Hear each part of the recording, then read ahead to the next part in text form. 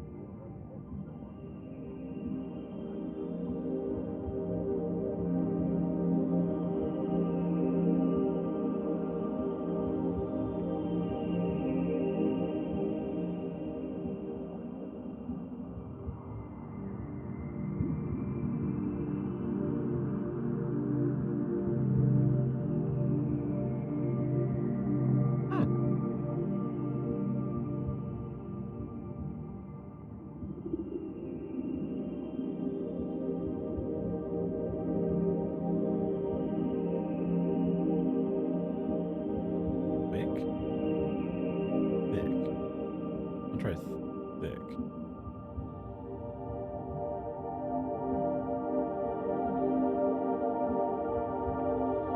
That makes more sense.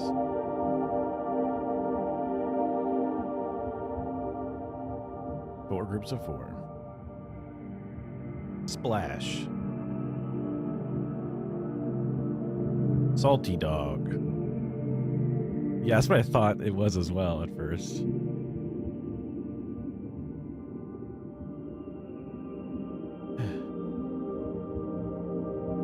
Splash, salty dog, raw, bitter melon, sour sop, drop, skipper, sweetheart,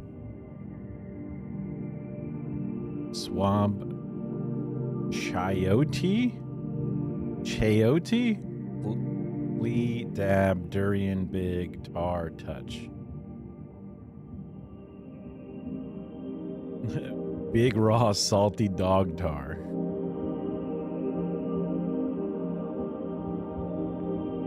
Durian is a weird stinky fruit.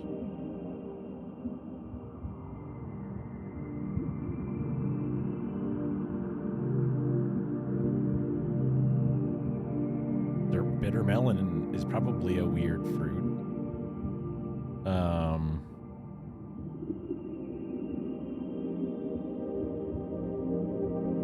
Maybe something like sour sop or salty dog, but I don't know.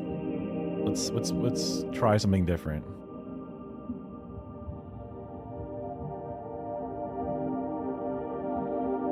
Dab is a type of move that children did in the late 2010s. Is there plank? No. Okay.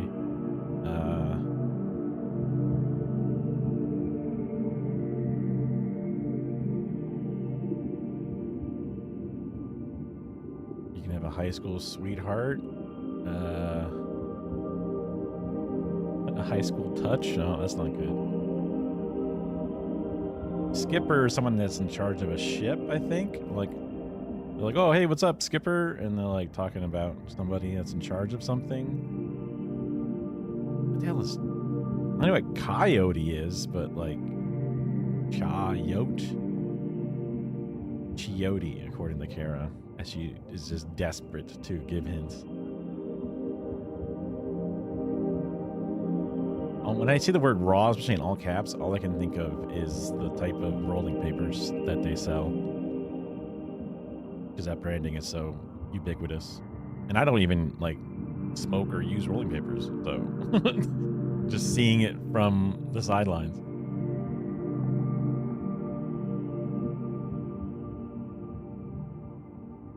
Somebody can make a splash. They come onto the scene. You can... Something can drop, but that's kind of stretching it.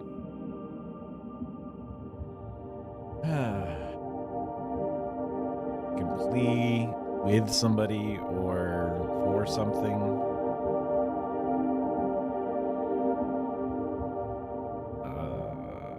Yeah, this one's tough for me. A lot of this is outside of my wheelhouse, I think. Let's see.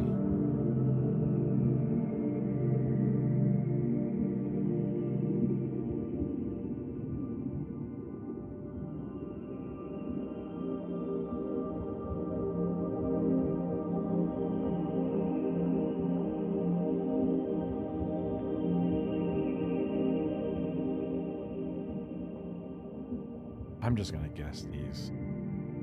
One away. So maybe instead of like salty dog, it's this one. Tropical fruits, vegetables. Kind of a guess, honestly. A little bit. Okay. That cleans up the field a little bit. Salty dog is a name for somebody on a boat. Skipper is a name for somebody on a boat. Swab is what you do to the poop deck. Jib is like a thing with the boat, but that's different. I mean, splash, technically. A boat, but not really.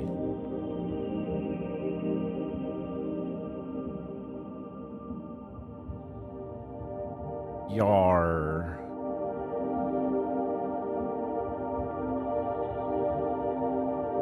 Landlubber. Swab. The salty sea dog.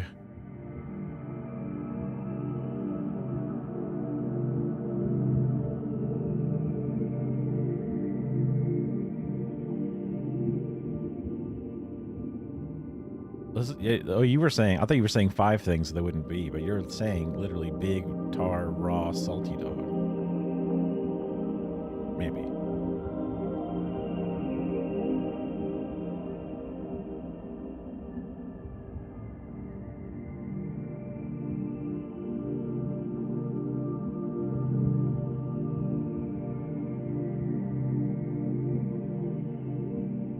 Yeah, those because the durian and bitter melon seemed like they were along the same line. I just kind of assumed that either salty dog or chayote, whatever, were going to be the same in the same kind of grouping. Is a squash. Oh.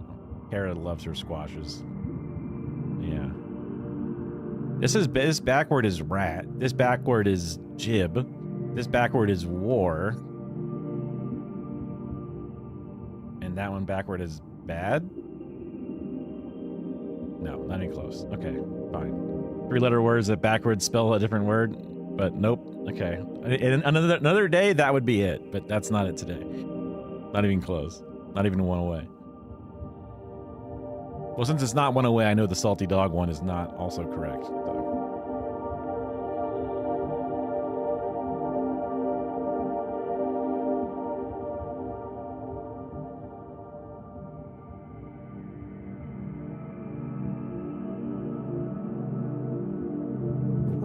is uncooked,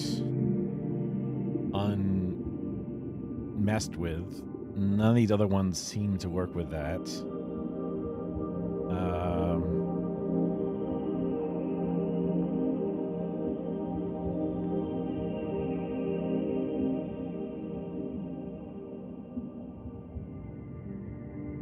Dab is a small amount of something. A splash is a small amount of something. A drop is a small amount of something. Hold on, hold on. And a touch is a small amount of something. A little bit. A little bit. There we go. Yeah, that's what I thought. I thought it was dabbing as well. What, for a little bit? A swab of something? Oh, well. I guess that could be.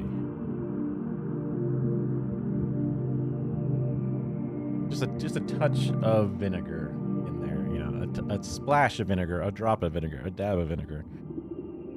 Let's see. Again, Skipper and Salty Dog seem to be connected to me.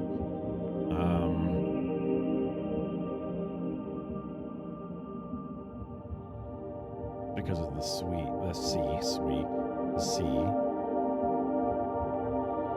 Swab is something you might hear on a boat. Skipper, Salty Dog, and then, I don't know, R?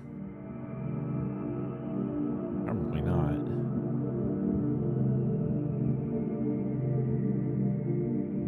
Sailor. A swab is a sailor? Okay, I did not quite get where this is coming from.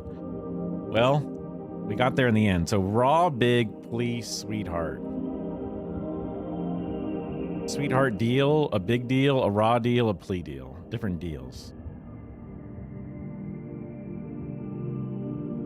Made sense once they were all together like that, which I guess I could have kept trying it for. Interesting. Wow, this one I almost got like one of each. That's crazy. It happened to have already gotten the grays. Okay.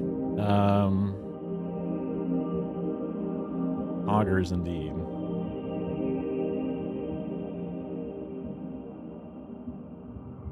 Seems like a good enough time to get started with things. Rooms have changed up a little bit. Camera's a little bit closer than it was before. Because one of my monitors just died after doing a driver update for my graphics card, which went fine, and then a Windows update and restarted the computer. The center monitor just stayed black, and then I could, like, after turning it on and off a bunch of times and trying to, like, really get it to work, it would, like, show up with, like, half of the panel black, and then it slow gradiented over to brightness, or, like, down the middle it was dead. Yeah, Gigabyte, yeah. I forget how long ago it was when we bought these.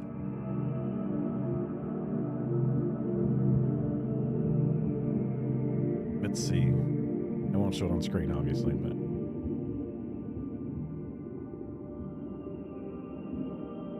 let's see how old these were.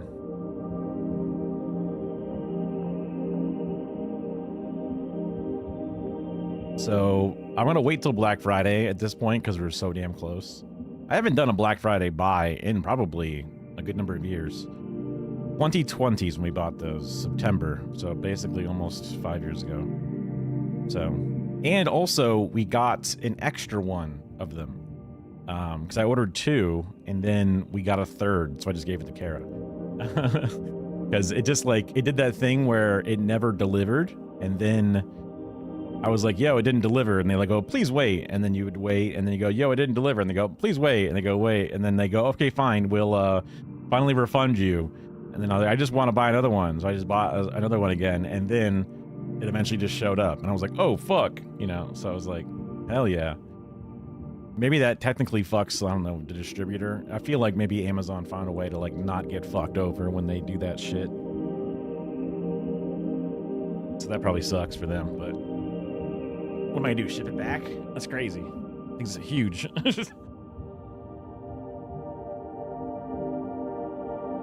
I'll have to figure. I might actually go for an ultra wide at this point because once you get, because I already have 27-inch monitors, and having two of them side by side is already massive.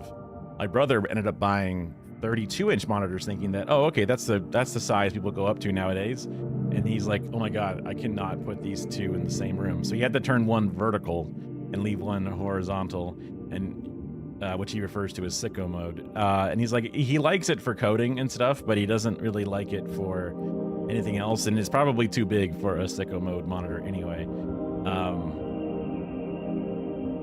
He liked it because they had a KVM switch, which is one of the reasons he looked into getting it, for because he's got I guess he only has a laptop, like a Mac.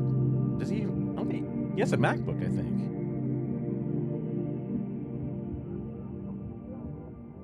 Yeah, I think he does. Now I kind of forget. Which is maybe it must be a work computer or something, because he wouldn't normally have bought one. Not to ask him. It's been such a long time. But I don't think it's just like a regular ass like IBM laptop or something.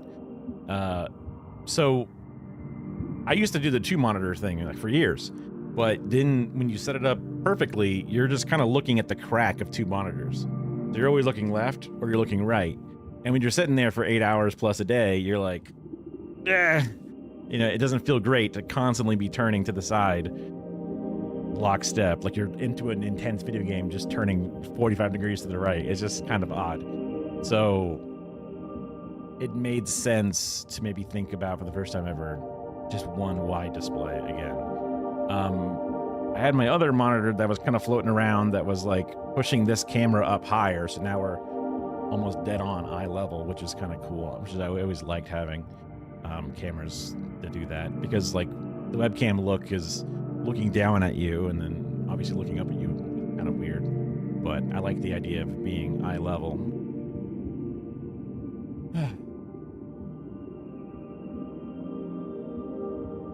I'm just worried that an ultra wide will be kind of weird for streaming, but for the meantime, and I was trying to figure out a way to move this other crappy old Dell display I have, 1080p monitor. And I tried going sicko mode with it, but it's like a TN panel or whatever. So when you turn it sideways, it just loses all of its color, and there's a giant darkness. You got to like get it turned just right, and it sucks. So now I have it horizontally on top in the middle, and it's kind of angled down towards me, which, like right now, I'm looking up at it. So like looking at this all the time is kind of nauseating, disorienting, but it's there to just have some minor stuff, some sideline stuff, second monitor stuff, kind of. So with my desk, all of a sudden, normally, 3 monitors wide, it's fucking fat and, cluttered, but now being able to like focus in straight onto one, and then also maybe having an extra one up there just for like stuff to throw things. I like it being dedicated, straightforward. Even the other day when Kara was undecorating to then redecorate, she undid Halloween to then get fall ready. So we have all these little like harvests and pumpkins and scarecrows and turkeys and stuff. When it was all clean, just in my peripheral vision, I just liked how simple and like clean it was. My ADHD really appreciated having something calming and simple instead of having busy hundreds of knickknacks and things all cluttering the vision. I get used to it, obviously, but it was just like for a moment I was like, oh, so nice. Like even my desk, once I got all the monitors kind of like cleaned out of the way, I kind of wanted to like re-clean all the bullshit off of my desk, get things out of the way. That way I have room for mouse and keyboard, a random bowl of food or something, but I just wanted to get all the stuff off of it because it has this like psychological weight. When you have so little problems in your life that all of a sudden having too many, post-it notes in your desk, there's like, oh, really weigh down on me, man. Like it's stupid. I'll always find another excuse, another reason to feel inefficient or not perfect. So in some ways it's like whatever, but also I crave the novelty of the new stuff. So a new setup, even if it's worse, it feels better to just have a new setup. So I'll look into a wide monitor. If it's wide, that might have to push the camera to the side because right now the monitor's already almost peeking into the frame. It's just right there near the camera. I do like that the camera is kind of on just like a standing stand instead of a mounted onto the desk stand. That way I can kind of reposition it as needed in case, you know, uh-oh, somebody wants to sit next to me and we have a different camera angle or something. I could move it and it's not as hard to readjust. Some of my old buttons and things won't work anymore because the monitor setup is different. But that's fine. That's easy to just do manually for now. I had some old videos on here that I just kind of wanted to like go through because I never actually got to them. Let's see. I paste that. I can manually unpin.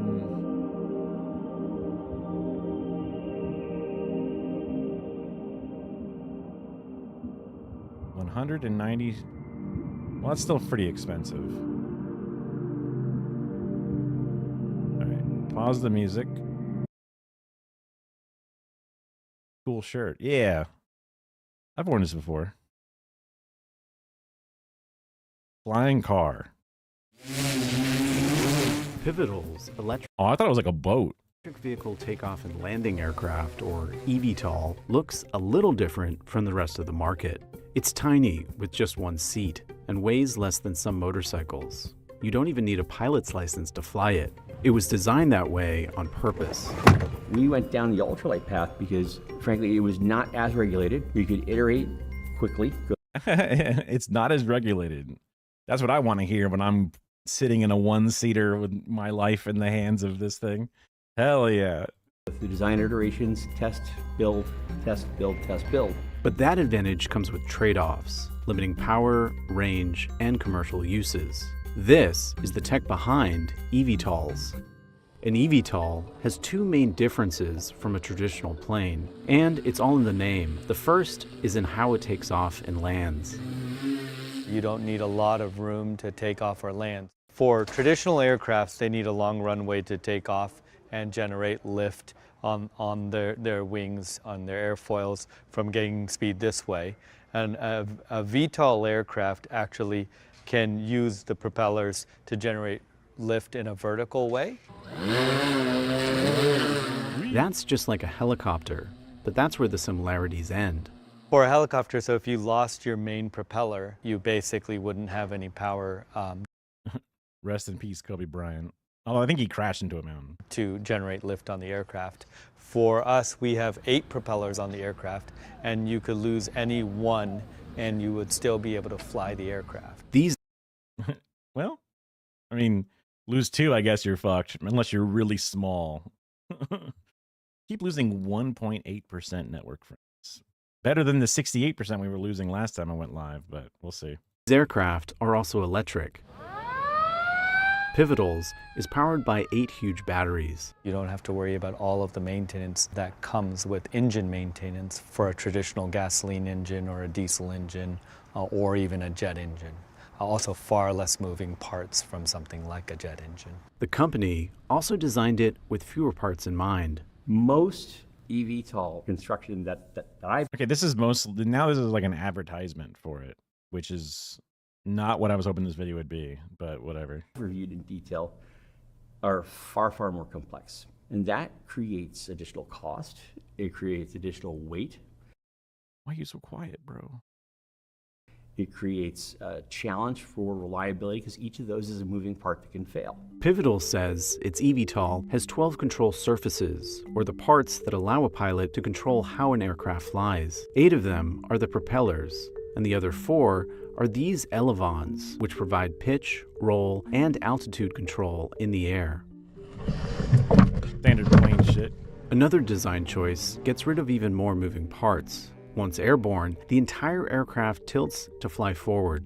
Traditionally, for a lot of electric vertical takeoff and landing aircraft, they will tilt either the wing set or some of the propellers, or they will have propellers that are designed primarily to help you with cruise flight, or propellers designed for vertical lift. The tilt aircraft allows us to use the same propellers to provide vertical takeoff and cruise blown lift. As it takes off, the entire aircraft tilts back, thrusting the pilot from sitting upright to lying flat. Then the pilot can initiate cruise mode, which tilts the aircraft forward so it can move horizontally, up to 63 miles per hour. That's kind of sick. Pivotal's aircraft don't require a pilot's license to fly because of its FAA ultralight aircraft classification. Prospective pilots take a 2-week training from the company itself, which includes time in a simulator. The Wall Street Journal's auto columnist, Dan Neal, underwent pilot training in September. It was an investment of actually a couple of weeks of training there at Palo Alto in their offices, much of which I spent being really motion sick. Yeah, that's VR though. That's VR. Still, after the training and with no prior flying experience, he was in the air. That was a big one. My confidence level That's kind of crazy to just get up in there. when I got into the machine was such that I could actually have a good time. It feels that easy because the pilot doesn't have to do most of the flying. The aircraft is largely controlled by the company's software. Takeoff Is that supposed to be? Is that supposed to be comforting? I don't know that it is. and landing is largely autonomous. Once in the air, the pilot You got a fucking iPad? is software. Takeoff You got a fucking like, oh, let me turn this around for you for a second. Take a look at this. You know, please give me 20% tip for this coffee order. iPad to take off and land your fucking. Oh my god. landing is largely autonomous. Once in the air, the pilot controls speed, direction, and altitude using one of these joysticks.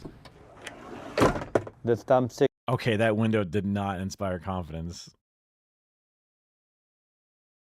I was gonna say these joysticks are given fucking Ocean's Gate. Dude, here, like look at that One window. of these joysticks. Oop. the thumbstick It literally came off. It came off. And bunk. Ooh. Down it goes. The thumbstick here lets you go up and down in terms of elevation off the ground. The joystick going up and down allows you to tilt the aircraft. To control the aircraft's That's it. That's the training. Did you get all that? All right. You're good to go. Don't fly into power lines. You know what those are, right? All right. Off you go. stability, Pivotal software relies on a variety of sensors. So we have the pitot tubes that allow us to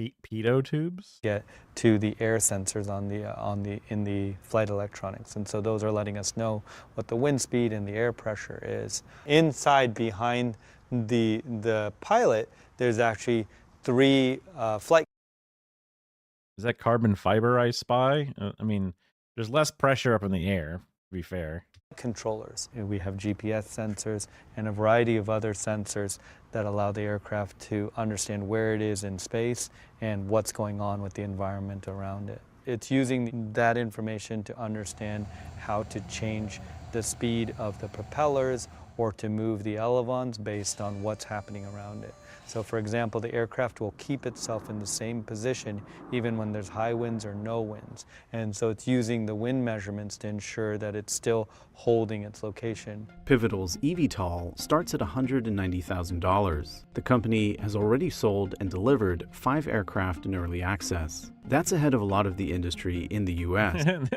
A grand total of 5, which is topping the charts. Thanks to the lack of regulation the company faces with an ultralight aircraft. But to qualify for that category, the aircraft, excluding certain safety devices, needs to stay under 254 pounds. Dude, I weigh more than that. That's crazy. So, you can't fling my body through the sky without it requiring a certain amount of. But, somebody like Kara size, yeah, just chuck her up there. It's fine. With a parachute and flotation devices included, Pivotal's comes to 300. I mean, that parachute ain't going to do shit for you, right? I mean, you're not that high up that the parachute is going to have any. Because I know that if you can't just parachute off of like a 5-story building, you need a lot of like distance in order for it to pop out and to actually work to just slow your descent. It didn't. I mean, unless it goes way up there that I didn't realize. And 48 pounds. We make trade-offs all the time. We have to not put things in the aircraft we'd love to put in. We have to be very choosy about, radios, about beacon lights, navigation. Those all sound like they are insanely important for an aircraft to have, right? Radios, beacon lights, navigate, like those all sound like things that you're supposed to have. Navigational lights. But since you get to skirt past all the regulations, dude, like if you have a drone that weighs over 250 grams, you have to do all this like pilot training shit. You can fly a 250-pound aircraft with a person inside of it that also weighs 250 pounds and then say, we're all set? Or anti-collision lights. We don't have extra airbags or, any number of other things that you could... You could probably skip out on the airbags. I mean, you have a fucking iPad. You are in a carbon fiber hole with what looks like a fucking skater wheel sitting there with a little warning tag on it and an iPad. Oh, and a GoPro for some sick footage. Enhance the aircraft width to make it even more survivable in the event of a crash landing. The other big... Like these things in the bottom down here, this is why I thought it was like a boat, because it had all these like fucking propellers and these little like what I thought was like a water thing.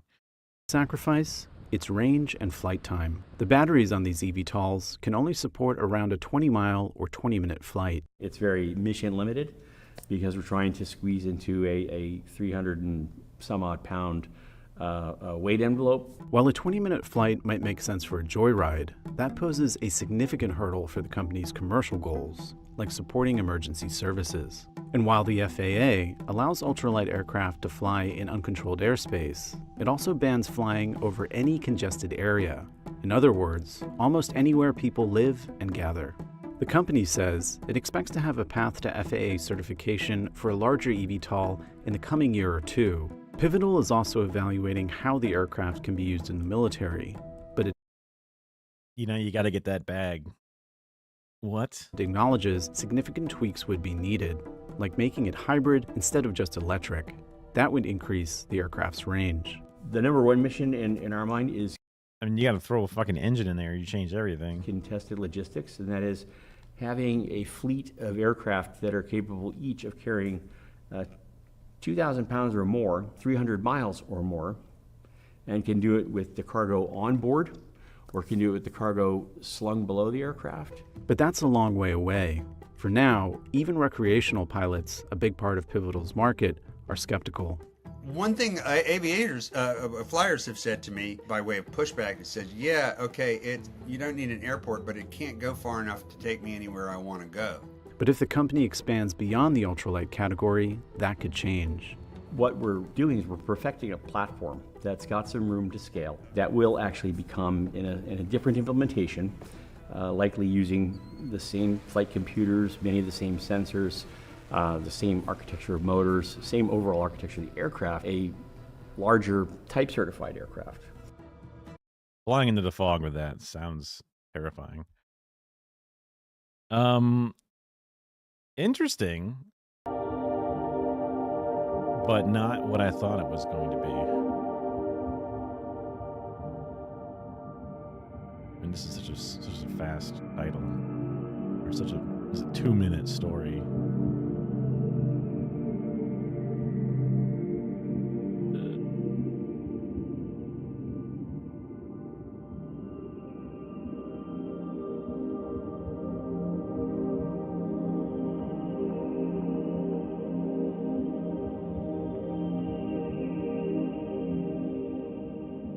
While many may think of infertility as a woman's problem, male Yeah. How dare you? While many may think of infertility as a woman's problem, male infertility issues account for 40% of couples who are struggling to have a baby. It's more than that. I mean, unless data has changed, um, avalanche in Nepal kills 5 foreign climbers. That happens so often. People just die because they want to go climb Mount Everest. That's crazy. And 2 guides. Wow, that's more unusual, but insane.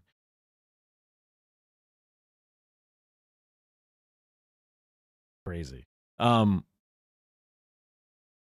I've always heard that it's very often the man's sperm count and sperm issues that lead to infertility. So 40% is lower than what I thought, but I wonder how often of that is them actually admitting their issues and the women going, "Don't worry, I'll take this one."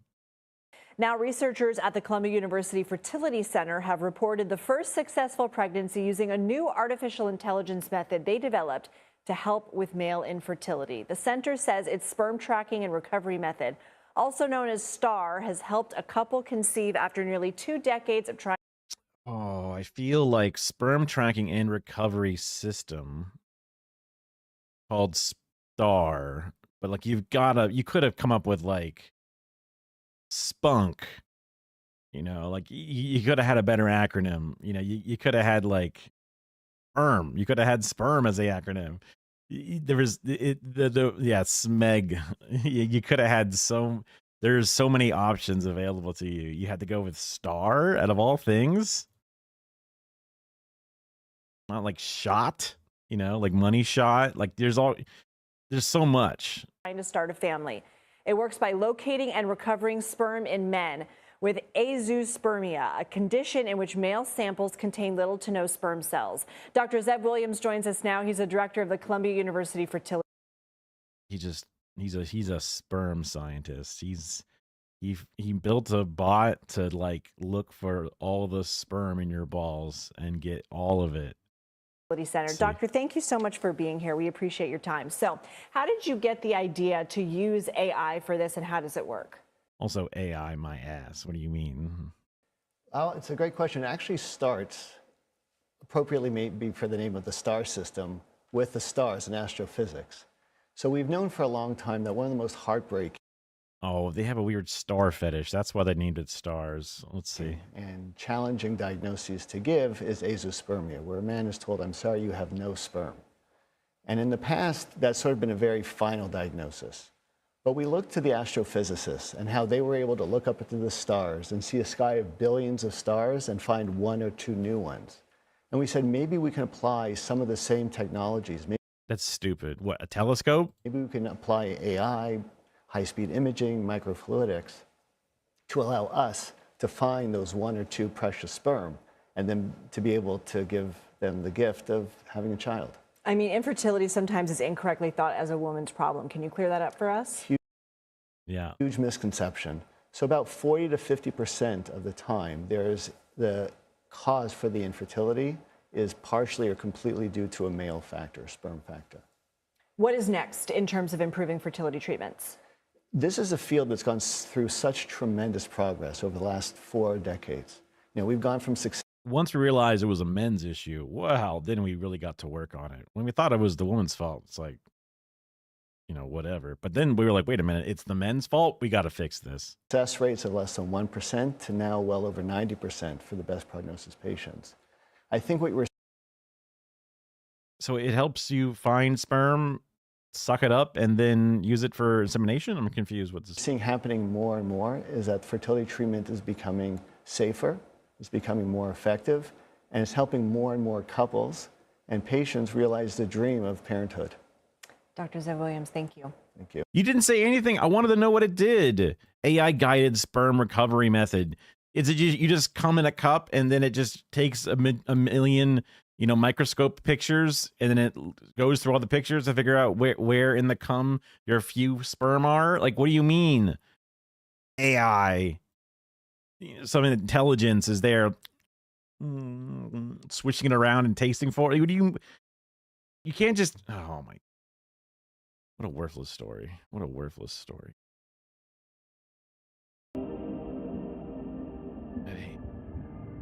All right, this is something that was a YouTube video that kind of made the rounds for a bit. A few different people talked about it. Bink.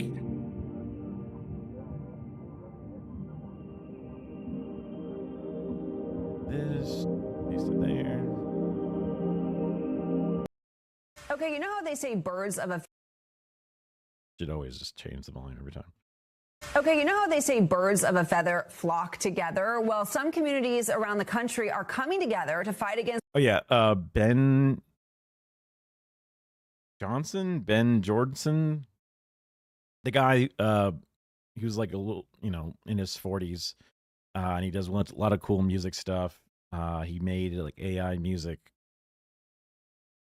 like special noise that you can't hear, but it destroys AI music learning programs. He also did stuff with the license plate thing recently. He's on a few different videos on a few different things. How you can use crazy audio equipment to hear through walls or, over an insane amount of distance. He made a thing about license plate and kind of like how often pervasive this is. That's what they say is a concerning form of surveillance.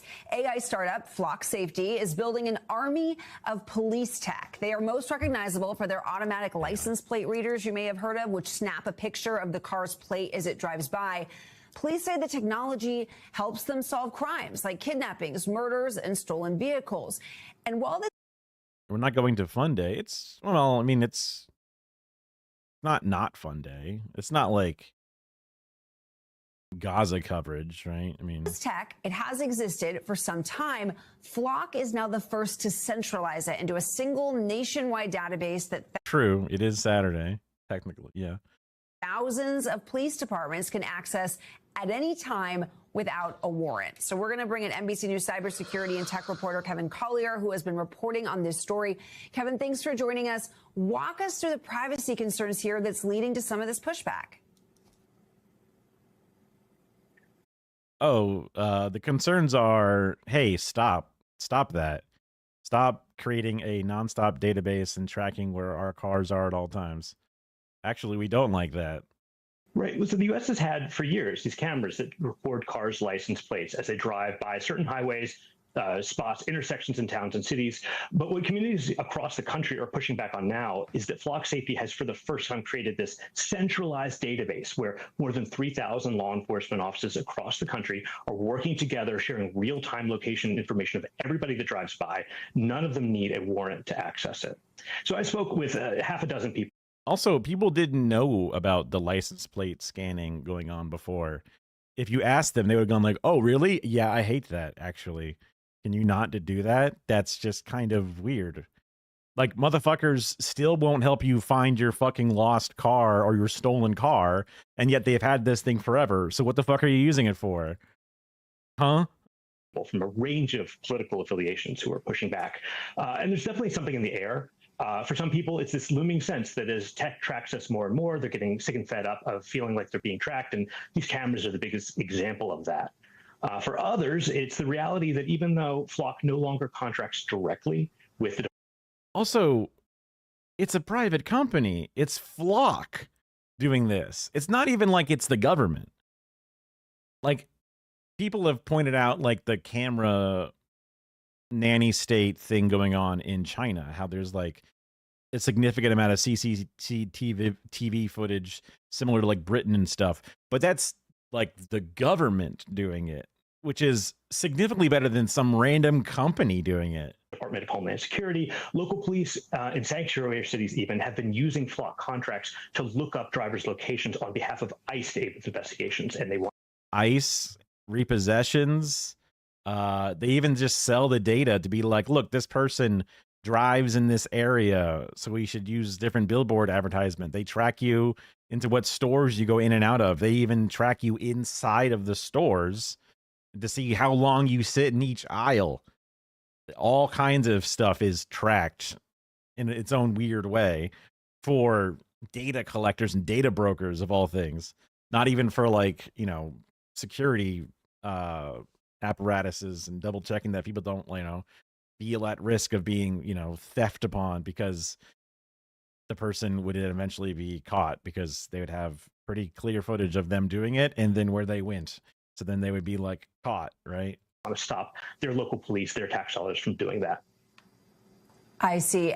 Kevin, we know that this kind of tech is growing in popularity. It has been for some time. Do we know if it's actually solving a significant amount of crimes and really What a great question. helping police across the country? I mean, yeah, Flock has a range of solved cases. They'll have local police come on and testify that, yes, this technology was helpful to close an investigation. A spokesperson. An investigation? Wow. Well, hey, you know what? Never mind. They told me that despite the price tag, it's a crucial tool for understaffed police departments in particular. And they noted that even though we noted more than half a dozen cities and towns in recent months have canceled their Flock contracts over protests, far more have renewed those contracts. But something that I did find over the course of my reporting is that it's extremely common for people in these cities and towns that have Flock set up. That happens before they realize their tax dollars are used for this technology. Yeah, it wasn't like they were like kind of like informed about it, because then they go, "Oh, we hate this." Even tracks them to begin with. So we'll see how this shapes up as more and more people learn about it.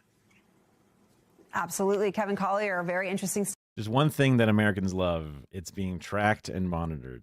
God damn, do they love it. No matter what like narrative, no matter what political leaning they have, they all love to be eye in the sky. Okay, this is one that I've had on forever. I have no idea what it is. It might end up being another dud like all the other ones have been. I have to do this. 4 sisters diagnosed with brain condition. To me, this is just, oh, you live next to a, Monsanto field or something. Like, uh-oh, sorry, there actually was a hidden, what do they call those things that like pump oil out of the ground? Like they've hidden those things inside of like playgrounds and shit. Let's see. In our 4 sisters diagnosed with rare brain condition. Got to be kidding. Like non-genetic brain condition that all 4 in a row got. That's America. Red dye 40, Tylenol. kids are like, right now they're 19. One turns 18 this weekend. 12, 9, 6 and 4. And this was 2 years ago. So I mean, we had kids in every stage of life: high school, middle school, elementary school. They knew what was and wasn't normal.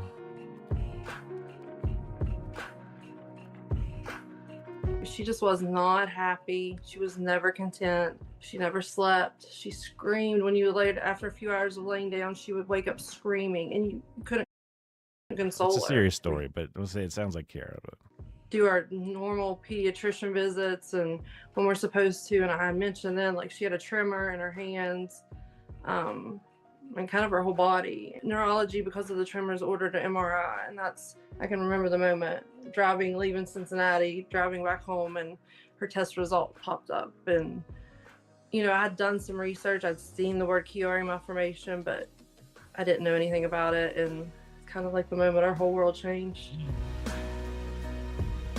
this is a weirdly edited video with like default fucking like Premiere text boxes. Like I'm confused what this is. Chiari malformation occurs when the lower part of the brain does not fit inside of the skull and bulges out of the opening. Oh my God, that's crazy.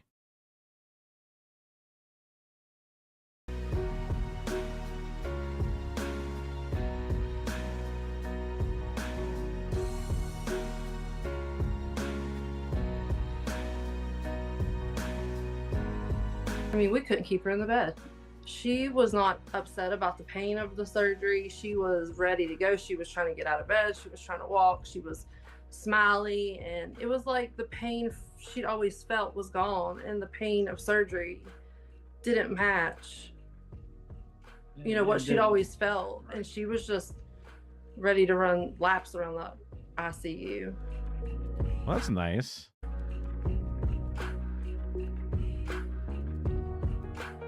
Austin's running around the room, living her best life after just having, brain surgery a few weeks before. And they decided to do an MRI on Amelia. And they came in and was like, she has something called Chiari malformation. And I was like, okay, I know all about it. Less than a week post-surgery when we got that second diagnosis. Yeah. And She had it as well as a tethered spinal cord. The tethered cord, seen about 5% of those malformation patients, occurs when the spinal cord becomes attached to the surrounding tissue. Okay, so I guess the brain is sticking into a spot that it doesn't normally, and then sometimes the spinal cord goes, okay, we'll grab onto it.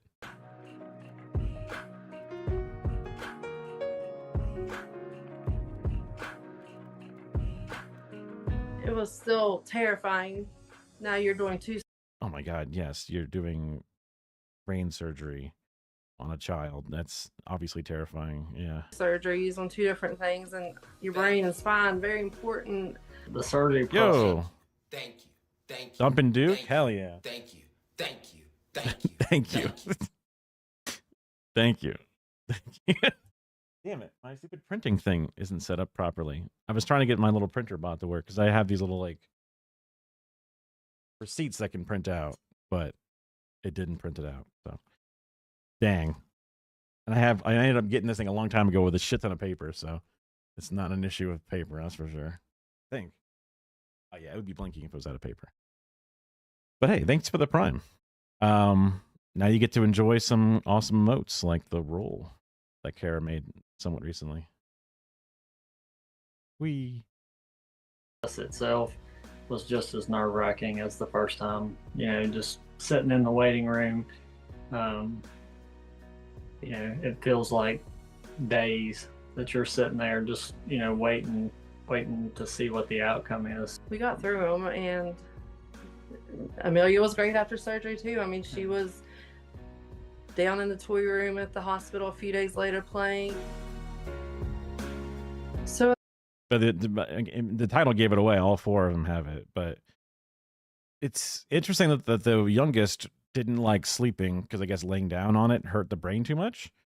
But the others all just live with it their entire lives. That's at the same crazy. time as all of this is going on, our Aubrey, who was 7 at the time, she started getting UTI after UTI after UTI out of nowhere. I remember driving down the road, and it just clicked in my head, and I was like, and this is months into this, and I was like, oh my gosh, I need to get an order for an MRI.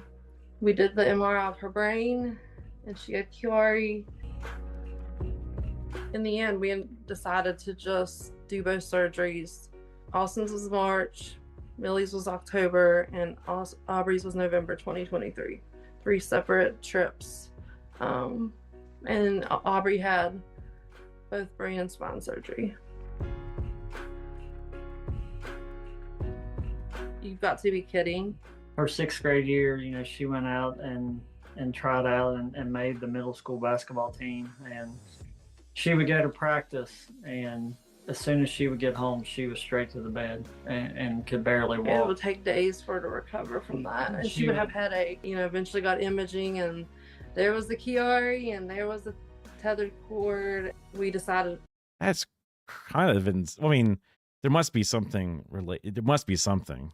a few months later to just go and proceed with just the tethered spinal cord surgery, and hoping that releasing her tethered cord would let the Chiari kind of go back, her brain go back upward. I had to assume that the doctor would have shared in this hypothesis, and it wasn't just like because like that'd be something that I would come up with. Like, wait a second, maybe we can like buy one get one free kind of thing here, right? Like we get the tethered one, and then the body just naturally we just leave her upside down for a while, so the brain kind of sinks back in, right? Like that'd be something that I would come up with. So hopefully the doctor is the one that came up with that idea. It was supposed to be. Post-op, she's right back to, she's on the dance team. She's very, very active. Never stops. Yeah. It was scary in the moment. It was hard. It wasn't for a long time, I've been thinking that I have minor inconveniences and problems, and I'm looking for ways to solve my whole life with a silver bullet. It's stupid to say it this way, but jealous that they get a whole new normal after fixing a serious issue. Obviously, it's great news that they all had what seems to be successful. I mean, dude, the two of you should go get checked, right? Like, it must be something genetically passed down or something in order for all four of your kids to have the same insanely rare. And then on top of the insanely rare, then the three of them had the tethered cord, which is only 5% of those type of brain issues. So like, yeah, there's something. I don't think I live in constant pain that I would ever need this, but in the back of my mind, without pun intended, I'm going to keep this idea. I mean, this is why I just want a monthly MRI in my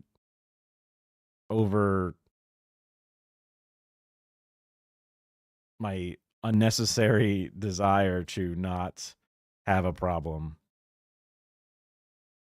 I would want to have a full body scan to look for problems like this, things that you just never knew would come. And then, I mean, is it crazy to have, like, when you're 10 years old and then when you're 20 years old and then when you're 30, just an MRI, just to check up, just to, like, you know what?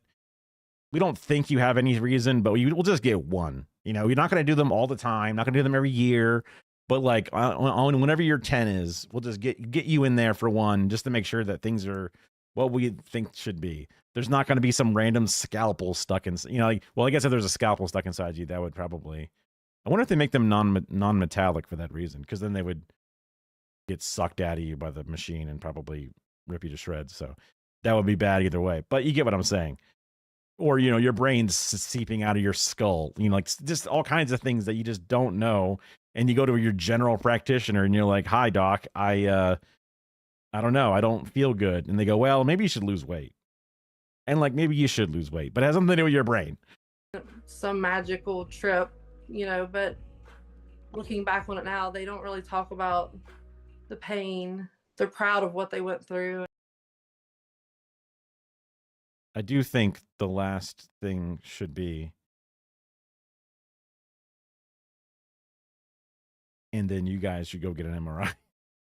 Because what the hell? You guys should definitely go get an MRI. Even just the head, just the brain part, just the top part. I guess that's probably what they did in the first place, but that's wild. Okay, this one's quicker than the last one. The last one was such an odd thing for such a big station to have put out, because it was so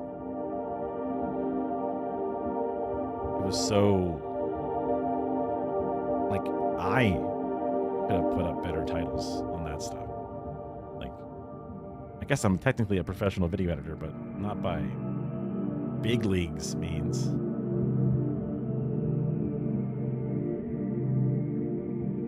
FDA approves menopause drugs. When I looked at the story, I remembered it being something that was like, I thought it was like male birth control or something, but no, it's something similar but different. The Food and Drug Administration has approved a new non-hormonal pill to treat hot flashes and night sweats brought on This was like a month ago, so. by menopause. The new daily pill, Linkuit, is the second medication approved to target brain pathways involved in body temperature control. In clinical trials, researchers found it significantly reduced the frequency and severity of hot flashes and improved sleep. Dr. Joanne Pinkerton joins us now. She's a professor of That would probably make you sleep like shit. Makes sense. obstetrics and gynecology at the University of Virginia Health System and one of the drug's trial investigators. Doctor, thank you for being here. You're welcome. Thank you. And we're really excited to have something that is a non-hormone for menopausal women. Hot flashes can be very Oh, non-hormonal, right. So it's right there. disruptive, and to have something that does not contain estrogen allows them to have an option, because about 9% of women can't take hormones because of contraindications, and many other women choose not to take it. So this becomes really important. Thanks for the stock footage, file footage. Yes, yeah. What is? Oh my God, business professional dress in front of a fan because she's a woman and she's of a certain age. That's crazy. You didn't need that. How does it work? So it actually works in the brain. It antagonizes two receptors, the NK1 and the NK3, working through these receptors in the brain to modulate the effect so that it actually decreases the frequency and the severity of hot flashes. Are there side effects or downsides? So the side effects were pretty There's always a side effect, man. You know, drinking water has a side effect of uncommon, but they were headaches, urination. Oh shit. arthralgias, feeling sleepy or dizzy. There was no really clinically significant elevated liver test or liver toxicity, no effect on cancers. Although it's not approved for women with pregnancy should not take it. And it's important that women who have liver issues should not take it. Non-hormonal. I guess they must have a good reason. I mean, obviously. Maybe it's just not tested for that bracket of complications. When will this become available and how can people get it? So it's going to be a prescription medication. It should be available by the end of the year. It's approved in many other countries around the world. And it is a once daily pill. Okay, that gives me some confidence because, well, I guess it depends which countries, but normally, in some cases, America was a more rigorous FDA approval for drugs. But now, under our current organization of the government, I wouldn't really trust it as much as I used to because of the whole MAHA stuff. Now, I guess it would also maybe imply that any pharmacy stuff they're gonna like shit all over and not want. I don't know, but I just feel like the oversight ain't what it used to be, and it would be more in bed with corporations, less in bed with the science, whatever it is. So if other places are sort of able to front load some of that science backing, that would, not that I need this medicine, although I did think for a second, like, I do sweat a lot and get very hot. So is this a thing that just helps people, not women specific, non-hormonal, could technically, but I guess probably not, but it has a marketing price of a little over $600, but Bayer is already working to get that cost down, help to get it approved through insurance or a cost savings program for women. They will need to meet with their healthcare provider to see if they're a good candidate for it, and then get a prescription. Look, this is something that every woman goes through at some point, and luckily we're talking about it more right now in our society. But does something like this make you excited to be able to talk? Yeah, I mean, it is not a if but when situation, right? So that would be a big moneymaker. To people about that we have more treatments that could help people? Menopause is having a moment, and hormone therapy is a great therapy for women who can take it. But for women who can't, to have an effective, safe, tested therapy is really exciting. And this particular one helps not only hot flushes and night sweats, but has been shown in the clinical trials to improvement in mood and sleep. So it's just exciting to be able to take people who are really miserable, people who've had natural or surgical menopause, or even on endocrine therapies for breast cancer, and say, we have something that's tested that works for you. Dr. Joanne Pinkerton, we really appreciate it. So the hormones seem like they also are a treatment option, and most people go for it if they can. But I guess I would have to learn more about how.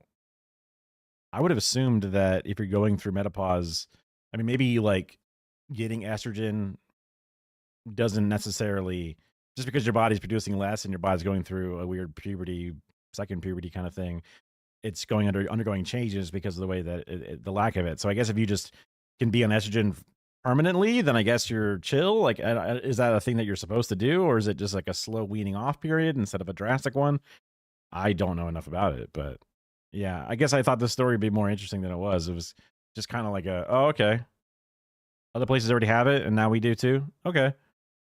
Got it. Not much to it. haven't done one of those like long true crime things. Kara would probably dig it, but I would also probably instantly get YouTube crushed, which is annoying because they put it on YouTube.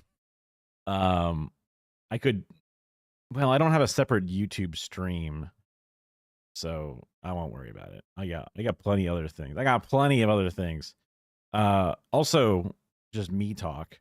I have a video that I'm doing on. It was like earlier in the month. It was like on the 8th, so it was like a couple of weeks ago.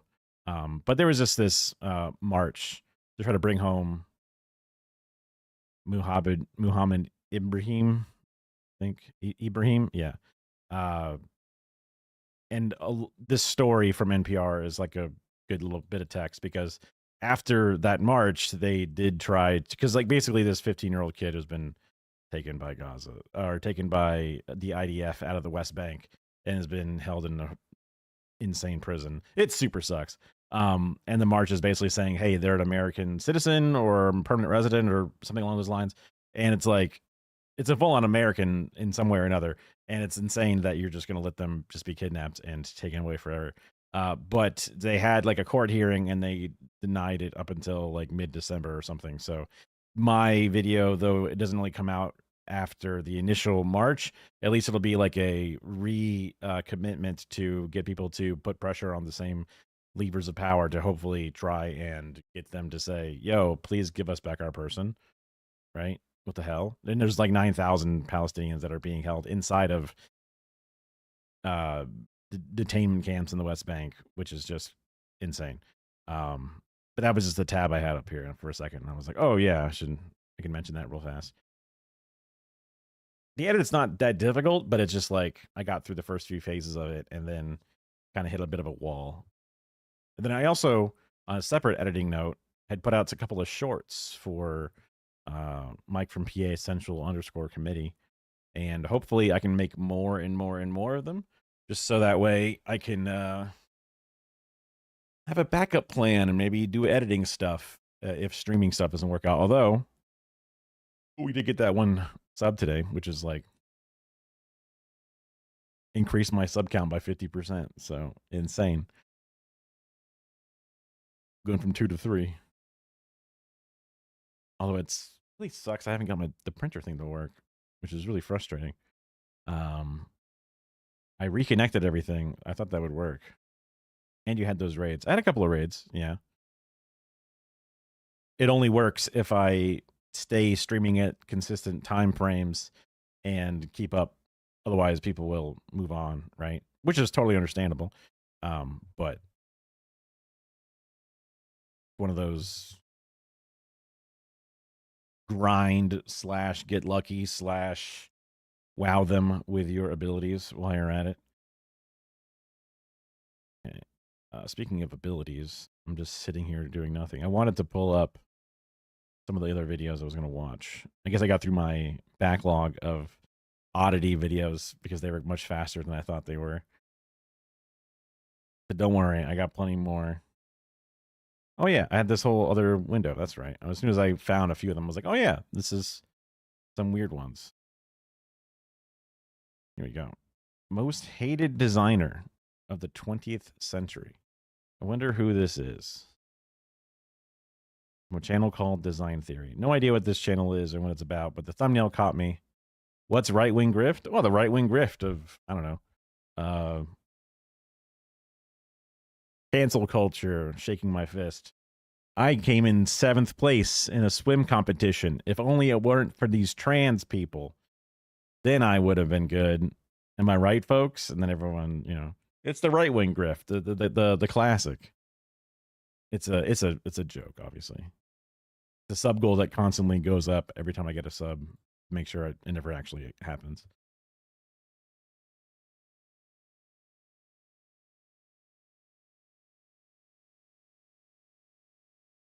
Okie dokie. Banned.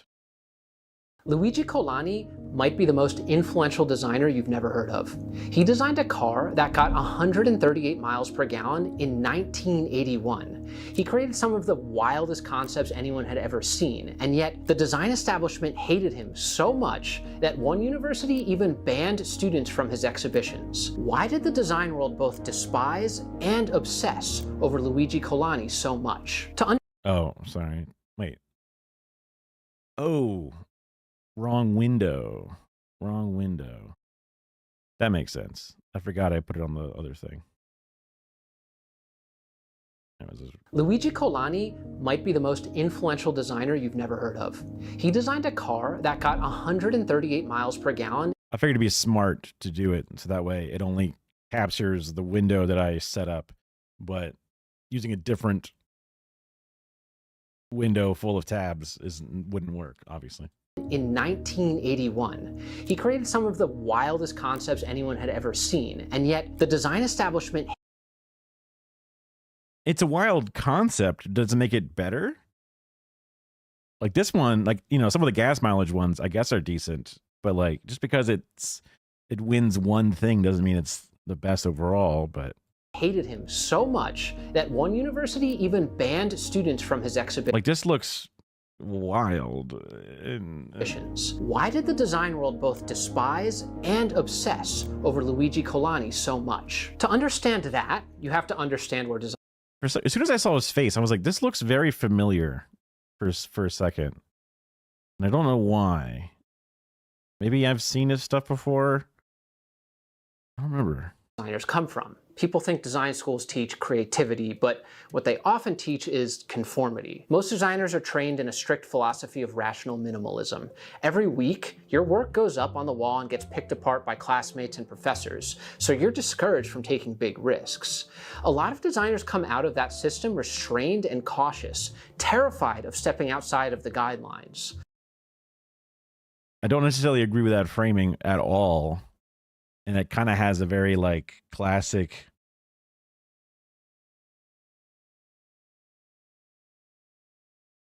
you know, pro disruptor, pro Donald Trump, just saying it like it is kind of framing. I don't know, not to bring everything back to like directly conservative politics, but I'm like, to some element, sure, like the rules exist in all kinds of art forms, and then the greats are the ones that break the rules, but you as the students are told not to break the rules because you need to learn the rules before you can break them. And there's an element of that in the school where, you know, you say it's art, man, and like, well, you're in school to learn art, so we're going to teach you the art that you're supposed to learn, and the theory behind it, and like the execution, and but that doesn't mean that like they're all terrified. Like, you ever seen an art student? Are they terrified? I've never seen an art student be terrified of their artistic expression. That's never. So immediately I'm already kind of like, and also maybe the leather jacket, maybe that's also making me think that it's coming across in that sort of tone. Let's see. But Luigi Colani wasn't trained in traditional product design. He studied sculpture and aerodynamics, and that nonconformity really shows. This was, and to a large degree still is, considered the pinnacle of design. Meanwhile, Colani was making stuff like this. He said that the left is the pinnacle of design. A thermostat? No. 90 to 110, but also 150 and 0. Wait, what? I don't know what this is supposed to be. Biomorphic shapes inspired by sea forms and the curves of the human body. And it went beyond the work. When most designers looked like this, Colani looked like this. What do you mean? They look the same. He has a corn cob pipe, or just a regular pipe. They're both wearing a sweater. This guy, he is a liberal. Ew, Tui, I hate him. Other guy, you know, Giga Chad. What do you mean? it looked like this. Kolani and his work feel outrageous even today. So imagine how insane this all must have looked when it first came out 40 years ago. They don't like me, especially Germany. It's a country where you have to be obedient.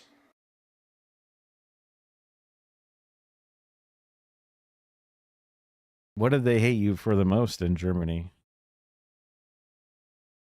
They had some pretty strict rules in Germany about certain things after like the 50s. They had some very strict rules. To everything. It may not be cars. I'm concerned. They are all like margarine cubes that you can put puff, puff, puff in a shelf. If you are a ball, you're out of the game here. It might not be as bad as I'm saying, but I'm just... And that's what I am. In one case, Kolani showcased... He's also annoys the shit out of me because he's putting this texture on this entire video that's unnecessary because he wants it to look older than it is. I don't know what the point of the texture is. He's been putting on everything so far. There's just this like fake wall texture film grain that does not move with the picture. It is a static texture that is just imposed on top of it. And I'm like, you don't need to make it look extra grainy. What I am. In one case, Kolani showcased his work at a gallery in a small German city. Here it is again. Here's that grain filter put on top of everything. But instead of a warm welcome, he was ridiculed by the local design school professors. The professors even banned students from attending the Kolani gallery and said they would fail anyone who disobeyed. This was decades ago, but I spoke with a student who went to this school, and he told me, if you mention Kolani as an inspiration, it will be immediately dismissed as biomorphic bullshit. That's 40 years later. The design establishment didn't take Kolani's work seriously, but to young designers, he was like the forbidden fruit. Yes, his work was often impractical and bombastic. Some of it's ugly as sin, but it was also very unrestrained and fresh. Even though unrestrained and fresh doesn't mean good. Like if you're building an aircraft, it needs to be efficient, sturdy, strong, durable, repairable, manufacturable. You know what I mean? Like everything looks like a concept car every single time. When you go like, yeah, but like you can't make a factory make this, and they go, you're a margarine cube, and it's like, well, we're a product designer. You can be a sculptor all you want, but like we're a product designer, and like, good luck designing products, my man. But like, you know, you putting a dickhead at the end of every one of these cockpits is kind of like, good luck.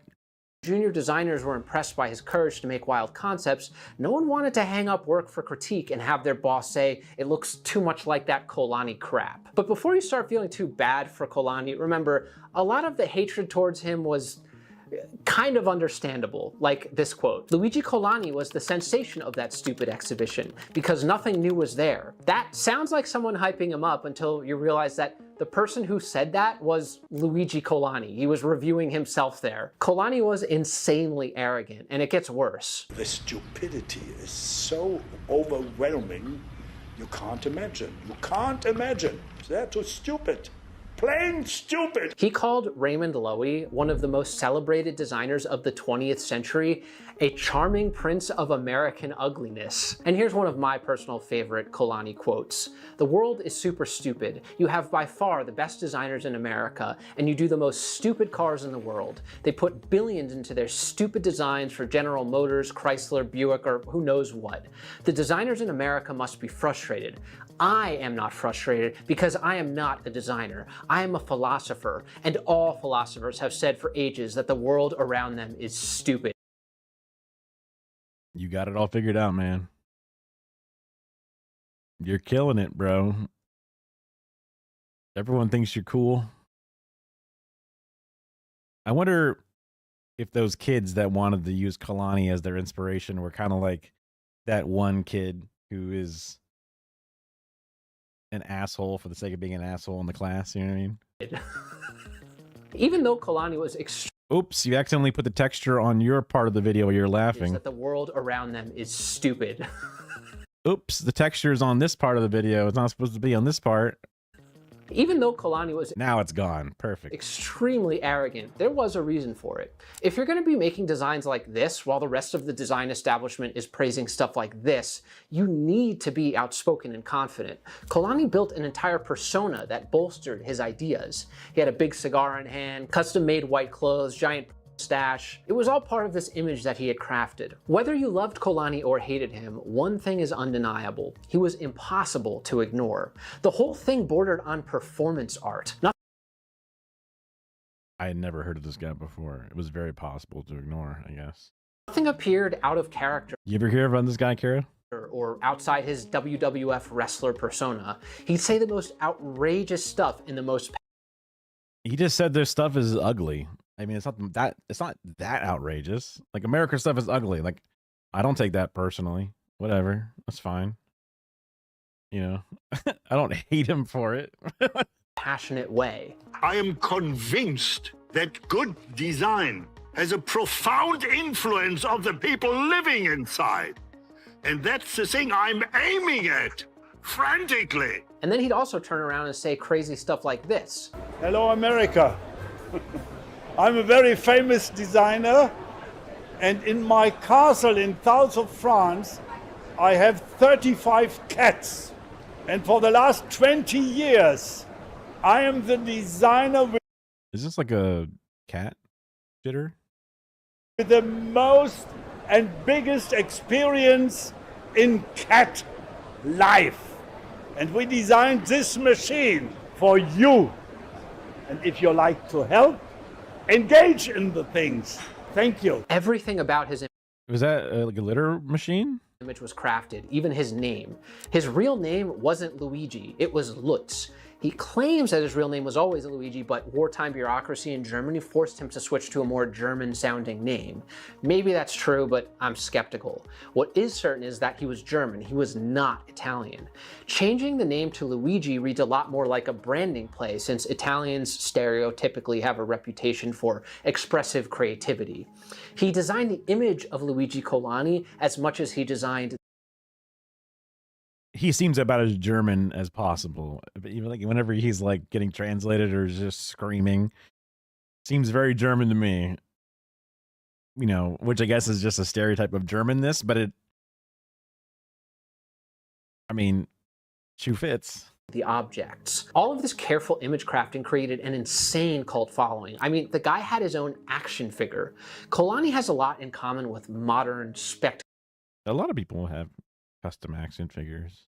Driven public figures and influencers. He invented the playbook 50 years ago, in my opinion, but he was far more ethical, far more qualified, and far less harmful than his modern-day counterparts. Many designers thought that Colani's arrogance and crazy designs made a mockery of the profession, and because of that, most companies in Europe and the US didn't really want to work with him. So how did he get so famous even though the design establishment didn't like him?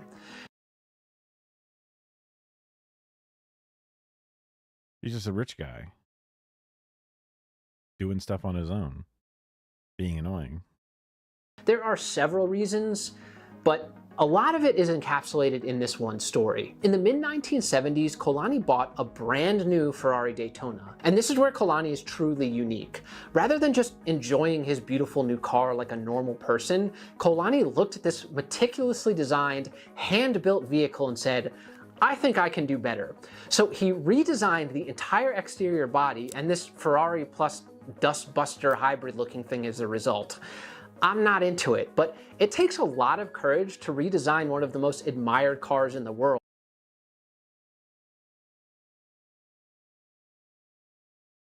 Does it? You're rich. You don't give a shit.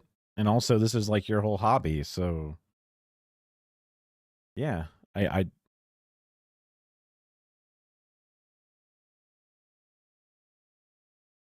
like, oh, you're gay if you fuck with a car. Who could ever be so confident to fuck with a body of a car? This guy did it. He's amazing. Like, I don't get it. And I respect that on some level. It's like someone looking at a Rembrandt painting and saying, yeah, I can make it better, and just painting over it. Even if you're as skilled as Kolani, the lack of regard for established tradition is kind of insane. But it's not like a Rembrandt, it's a print of a Rembrandt and painting over that. That sounds way more doable. And also it's a car, like it's a modern mass-produced car, not a specific, individual painter's representation of the paint or whatever. It's just a car's body. There's a design in the car's body for sure, but it's not made by one guy, In this case, he failed to improve the design, but if you're going to push things forward, you have to take risks. He said he failed to improve the design. He just makes that claim that he failed because theoretically he could have. I mean, that design is it might even be more aerodynamic at the cost of being much more expensive and difficult to manufacture and repair, but at least more aerodynamic. He doesn't like it, therefore it's a fail, but he's brave for doing it. Risks. This time we are living in is afraid of going ahead. If you take risks, you're going to fail a lot more often. You can't be afraid. I'm almost certain Kolani bought this car with his own money, and the entire project... His own money? What? I could not have understood. What? Who would have thought? The project was self-funded. Kolani came from a very wealthy family. Remember the cast? I didn't realize that a guy who could just decide to be a designer and never actually make products or sell his artwork could just be a designer. What? You mean he's naturally rich from just his family and he never did anything of value of his own? What? Never worked on his own? What? With 30 cats in it. Yeah, European castles aren't cheap, and I can't even imagine what the heating bill must have been. It's easy to dismiss Kolani as an obnoxious castle-dwelling rich guy. I get it, but really ask yourself, if you never needed to work a day in your life, would you spend all that time working long hours and fighting the design industry for decades on end? Fighting? He just does what he wants. What do you mean? He wants to draw, he wants to design. What? He wants to be important. If anything, this is selfish of him. Most of us would probably just buy the Ferrari and enjoy it rather than spend months redesigning it. If a path looked interesting to him, he could take it, even if it... But what else so you're going to buy the Ferrari and enjoy it? Because what? You enjoy driving a fast car? That he enjoys designing. It's the same thing. Meant ruining a masterpiece to try a new idea. Damn. Okay, I wouldn't. Damn. Kolani created over 5,000 designs throughout his career. He was a very dedicated designer who continued honing his craft until the very end of his life. That insane volume of concepts showed that he did have a lot to say as a creative person. Before we get further into the video, I want to talk about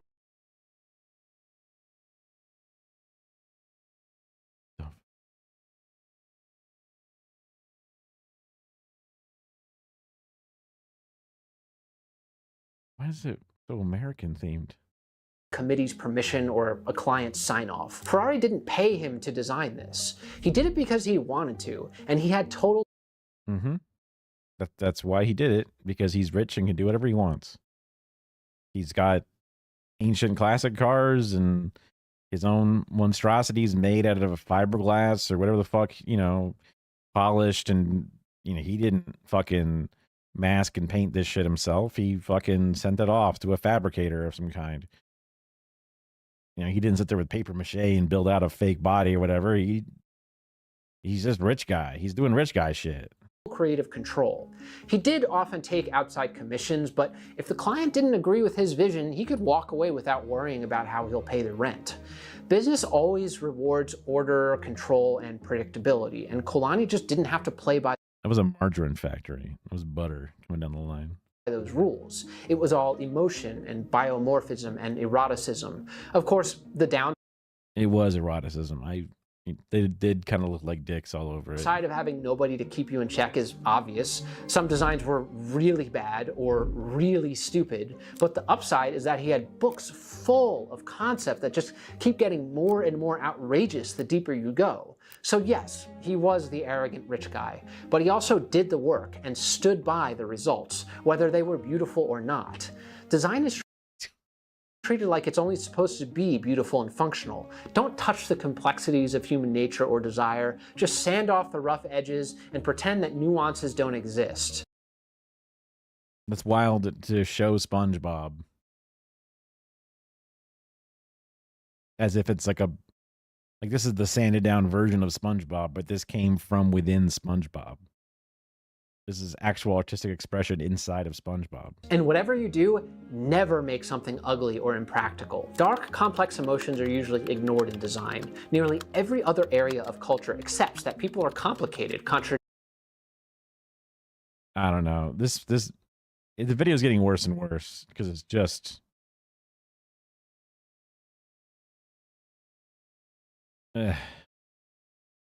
it's just nothing. Ew. It's just nothing. It's just a big flaccid wet fart with a fucking texture put on top of it. It takes bravery to put a texture on top of things, you see. I'm done with that. That one sucks ass. It's not worth the remaining of the video.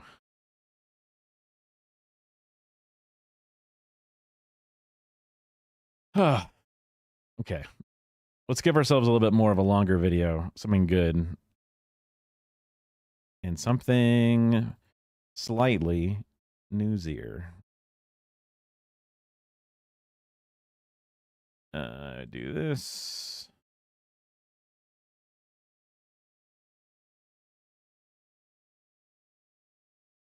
Don't I have to?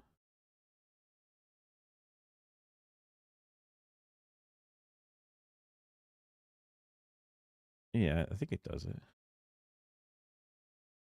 me double check that my Discord server is working properly. Let's see. Da-da-da.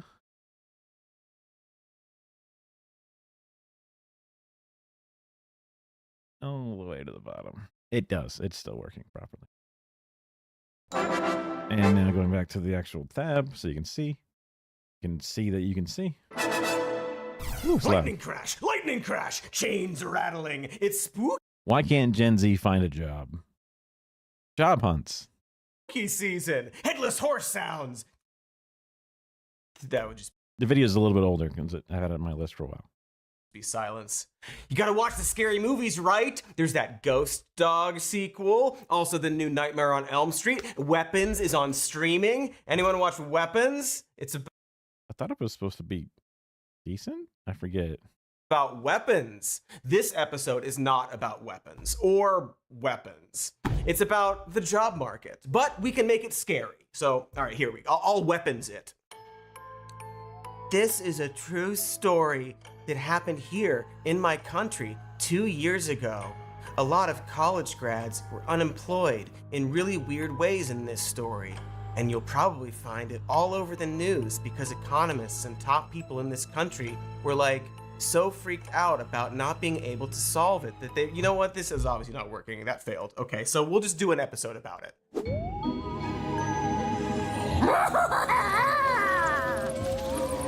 Curse of the tale of the painful death of entry-level jobs.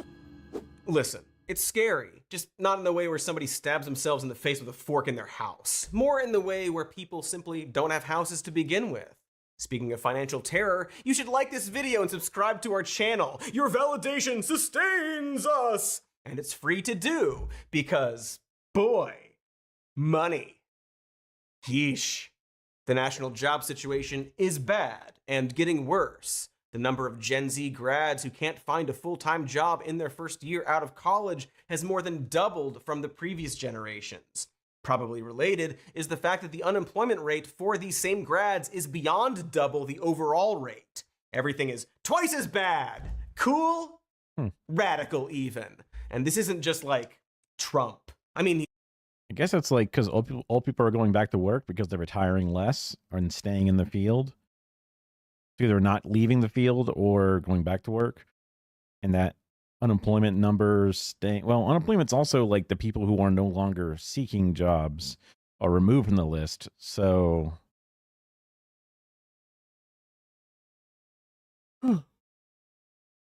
depending upon how that increase in people staying on or coming back out impacts it, because it would just be kind of like a percentage of those looking who can't find. Huh. He's not going to make it better, but we've been playing this turd fiddle for a while now.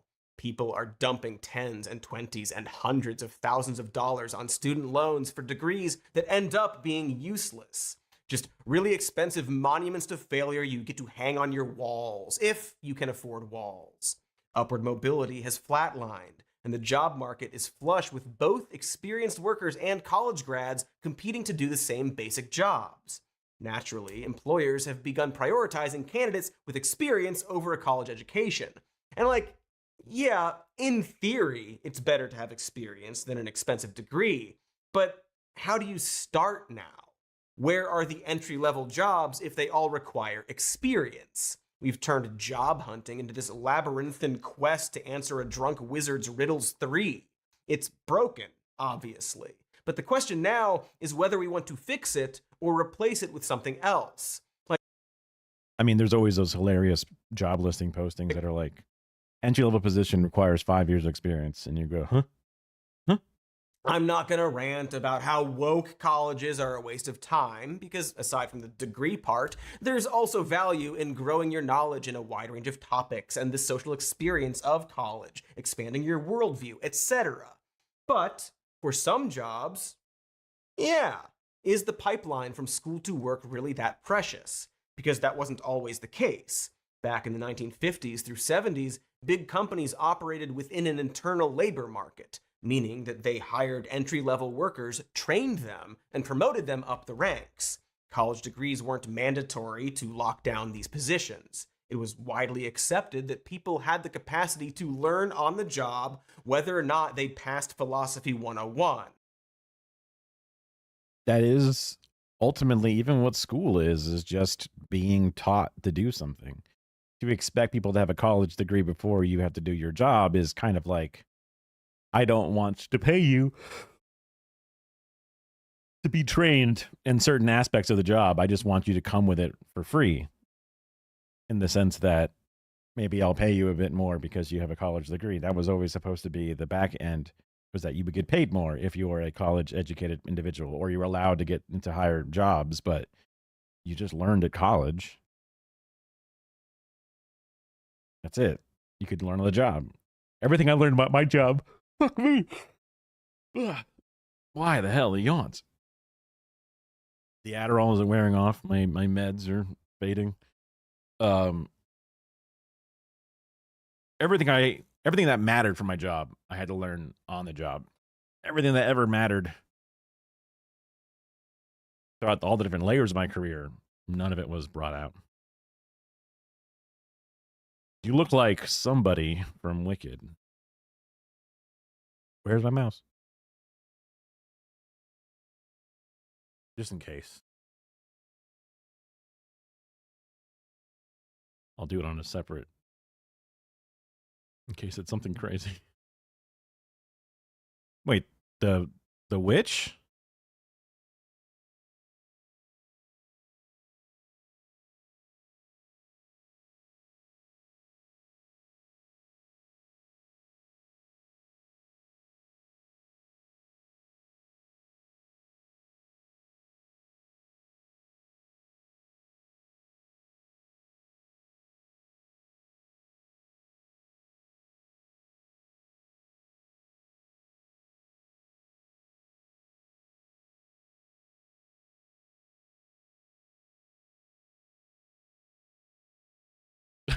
I don't know. I don't see it. I'll take the compliment, I guess, though. Entry-level jobs were a training ground for young employees to do basic admin while they got a lay of the land and learn to do more complicated tasks. Employers used this internal pipeline to scoot employees up the corporate ladder, keeping them around for decades.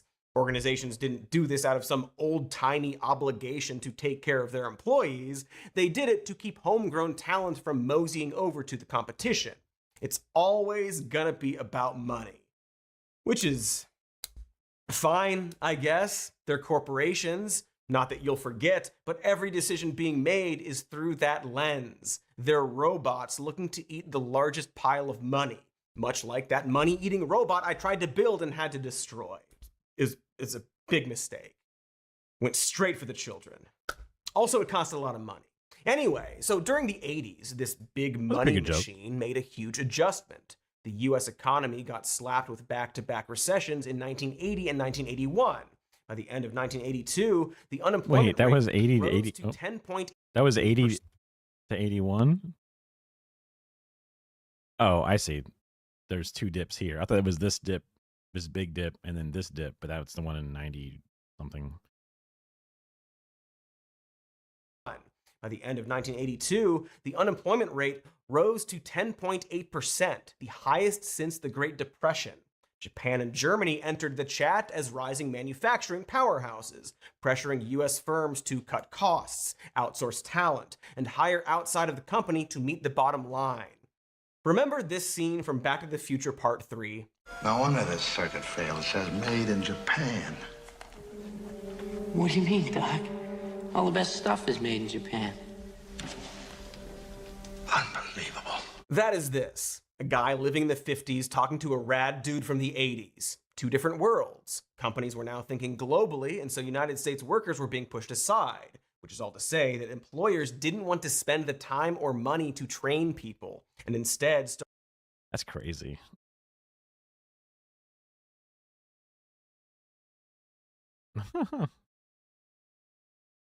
I guess he wouldn't have seen the buildup of Japan overall if he's from the 50s.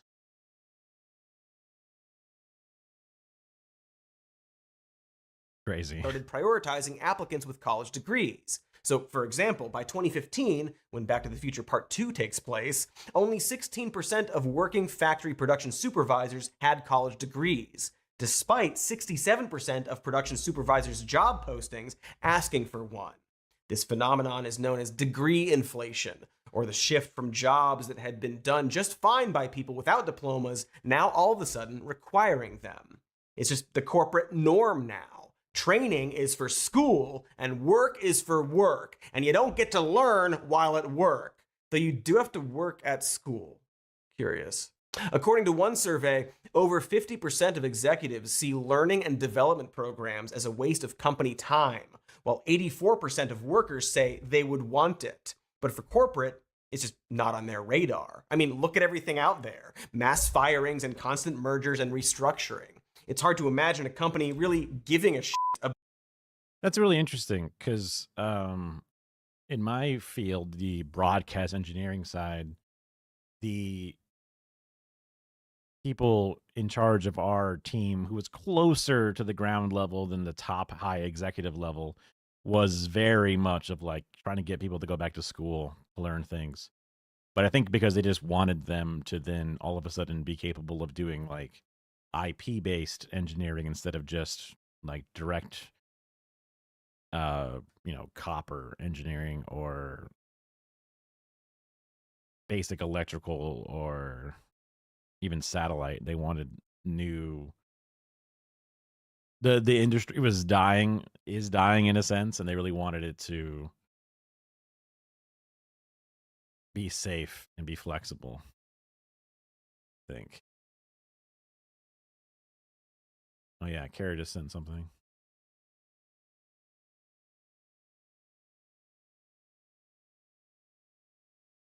Five years, 2 years, 5 years, 3 years, 3 years, 3 years. Seniority level, entry level.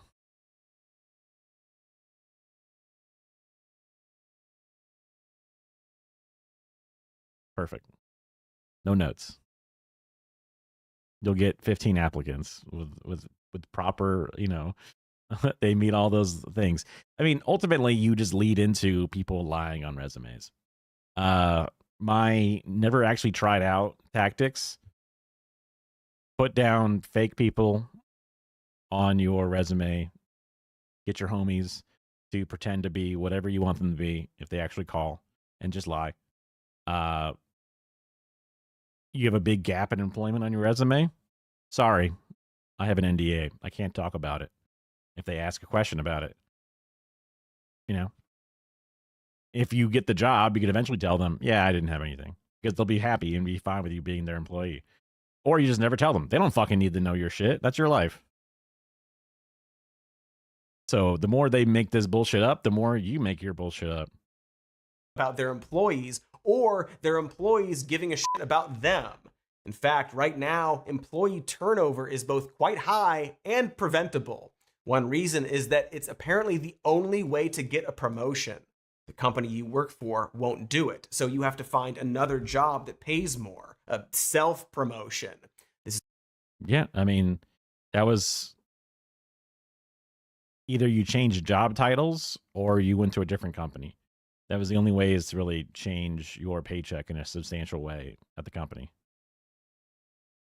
That's it. I don't know, that's just one company. One guy's 15 years on the job, but seems like it's a bit more common than just one. This is all probably why companies get to prioritize people with experience, right? Layoffs and quitting means this constant move from place to place, which of course brings us back to the youngs, the people who probably didn't even appreciate my cool Back to the Future references, who are now struggling to start their lives. Well, that's Seth Rogen and another guy from one of those movies, and that's another guy from some of those movies. So they probably got it. Over 50% of recent college grads are underemployed. Meanwhile, CEO pay has risen 1,460% since the late 70s. Don't know, didn't go to school, don't know math. It's broken. A broken machine that may have been designed like that. The problem is that we can't all stop to have it fixed. People are always looking for work, and they have to survive within the rules of a twisted system, even if they know it's messed up. For example, more and more people are applying to grad school, which is usually a sign that a financial crisis is on its way. When jobs aren't available, people weather the storm by chasing masters or PhDs, then emerge from their financial tornado shelters more hireable than ever. I've known a lot of people, a handful of people, which for me is a lot out of my base of people that I know, that would kind of just be afraid of becoming a normal adult and would rush to get more education because being a student is all they have ever known and doing anything else is scary and different. So master's degrees, PhDs. I'm trying to think if there was something else different between master's and PhD. I guess doctorate, but that's the same thing as PhD. I thought there was something else, but anyway. They would try to go for more schooling. And I think that's also as a way for like, I can't get a job, so I guess I'll just keep getting more loans and then have a really high level fucking education, even higher than before. In theory, because even that system is broken. MBA grads from traditionally good schools like Harvard are also struggling to find work. Will Hunting was right. Harvard is bullshit. How do you like them apples? Can people still even afford apples, or have they been tariffed? I bet they've been tariffed. So basically, we have this arms race where young people have to do this thing called upskilling, where they just keep training to become more qualified than the next person. You might recognize this as the thing companies used to do for people. The e-learning market was worth nearly $400 billion in 2022. Some of this training is paid for by employers, but a lot of it is charged to the job candidates' credit cards. It's the same. Yeah. Even the company I worked for, you had to pay for all of your stuff. And then if you got appropriate grades, they would then credit you the certain number of credit hours max per year or whatever it is. But they didn't foot the bill until the very end. And then they use it as a tax write-off, I'm assuming. And if anything ever happened, like you lost your job or any of these certain things, you're usually kind of like, at risk or just straight up fucked. Same problem with college, where it favors people who can afford to do it on top of paying for college, because most of the people upskilling already have college degrees. This is all to say that people are struggling for jobs so much that we've created a second learning industry on top of the first one. You pay for school, then you gotta pay for second more special school, and then eventually you might actually get paid yourself, in theory. It's like a pyramid scheme. Or the entertainment industry. Like, I can't help but to be reminded of what it's like in my neck of the woods. Sunny Los Angeles. But if you want to make it as like a filmmaker or comedian, you have to either have a lot of money or connections already or be willing to work for free. Also, you need Moxie. Moxie is very important. Everyone accepted that for some reason because it's just the industry. But now it's every industry. Welcome, everybody! More and more college grads are applying for internships to just get their foot in the door. Can't stress enough that this is the point in their lives where people should be coming to them with jobs. Everything's upside down. Black is white, dogs are cats, warmbos are bormbos. And today, nearly 1/3 of entry-level jobs require 2 years or more of experience. Hey, that's not what entry level means. Oh, and on top of all of what I said, there's apparently a labor shortage. So young people can't find a job, but also we don't have enough people working jobs. Are we all losing our minds? I know I keep asking this, but did we all die and are living out some kind of Jacob's Ladder situation? Spoilers for Jacob's Ladder. Also, I'm making this sound more confusing than it is, because we're gonna go. I don't know what Jacob's Ladder is, so I guess I'm spoiled. To an ad break, and I really wanted to grab you consensually. What is the mystery behind the job paradox? Find out next, after the ad. .com. We've done your homework. Are you riveted? Are you Homes.com? Whoa, that sounds interesting. Just sells you homes? Not the listing itself, but even better, they've got comprehensive neighborhood guides and detailed reports about local schools and their agent directory. Just a new Are you riveted? Fingertips. Homes.com. We've done your homework. Are you riveted? Are you? Homework is kind of a cute tagline for a place that helps you find homes. I don't hate that. I mean, I hate it, but Rivendell? That would be weird. Before the break, I revealed that there's actually a labor shortage, even though Gen Z is struggling to find jobs. What sorcery is that? What dark figure could possibly be blamed for creating the worst possible conditions for a country where people and industries are jobless? It's Reagan, obviously. You can trace this back to Ronald Reagan. The actor? It wasn't all his fault, but during the 80s, when companies were focusing on a global market, the Reagan administration was also pushing higher education while actively defunding it. In 1983, they published A Nation at Risk, a report that claimed there was a rising tide of mediocrity among educated Americans, driving guidance counselors, parents, and policymakers to prioritize standardized testing and college prep curricula over trades.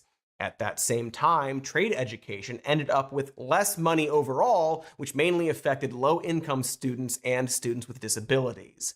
And so, over time, the administration's focus on academic excellence reinforced the stigma that trade education was the non-college track for people who couldn't hack it academically, a perception that just so happened to disproportionately affect minority and working-class students. This is all to say that a lot of middle-class, predominantly white millennials grew up with teachers saying stuff like, go to college or else you'll have to become a plumber, as if that was a bad thing to be. And this is why. And this tradition. I'm just lucky I got a career in production work because I loved it. And it was really easy major. I guess it didn't technically it paid the bills once I got to a certain point. And I was lucky to be in a roommating situation and a few other things early on. And what? I have a passion for TV production stuff, for sure. It comes naturally because I like it. Not so much that I'm like innately skilled in it. It's just I like it. I'm interested in it. I want to know about it. Carried on, even as those types of entry-level jobs dried up. Then, a second thing happened, or was happening. The boomers started to retire, which brought down the labor numbers. And then there was that. I guess the early ones, but not the back end ones. My parents haven't retired, and my dad was born in 60. He's technically a boomer, but like one of the last ones. And I don't know exactly when it ends, but That guy, the one who hates Mexican people, not that one, the other one. Well, also that one too. See, since 2019, immigrants have been responsible for 88% of America's labor force growth. Well, guess what? It turns out that the places we don't have enough trained employees, trade jobs, the service industry, healthcare, well, those are all jobs that are traditionally filled by immigrant populations. If you start rounding them up and sending them to camps, guess what? Also, just don't do that generally. It's evil. Basically, starting with Reagan, Americans were told that there was a class of jobs that they need not focus on. Not necessarily because they were low-paying jobs, but trade jobs that didn't require college educations. Those industries were filled with people who are now retiring or people we've now decided to hate. And now we need more people to take those jobs. Except everyone available, Gen Z, all went into the wrong fields. They have bills to pay. Rent is cosmically and comically high. They can't pick up a fast food gig. They can't retrain to be a construction worker. Porn is HD now, so there's a higher bar to pass there. They can't get a freaking job. Or, I guess, they're just spoiled brats. Every generation comes and wants to do better than their parents did. Every generation. But I'm sorry, if you only want to work 4 hours, it's going to be harder for you to get a house. Oh, they don't want to work. They're spoiled brats. They've grown up in a world where it's everyone gets a trophy generation, and like the idea. That's such the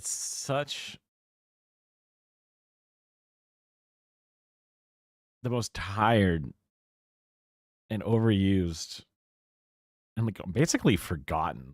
Maybe that's why they're trying to bring it out again. Like that's just, I thought you were supposed to be like this comedian guy.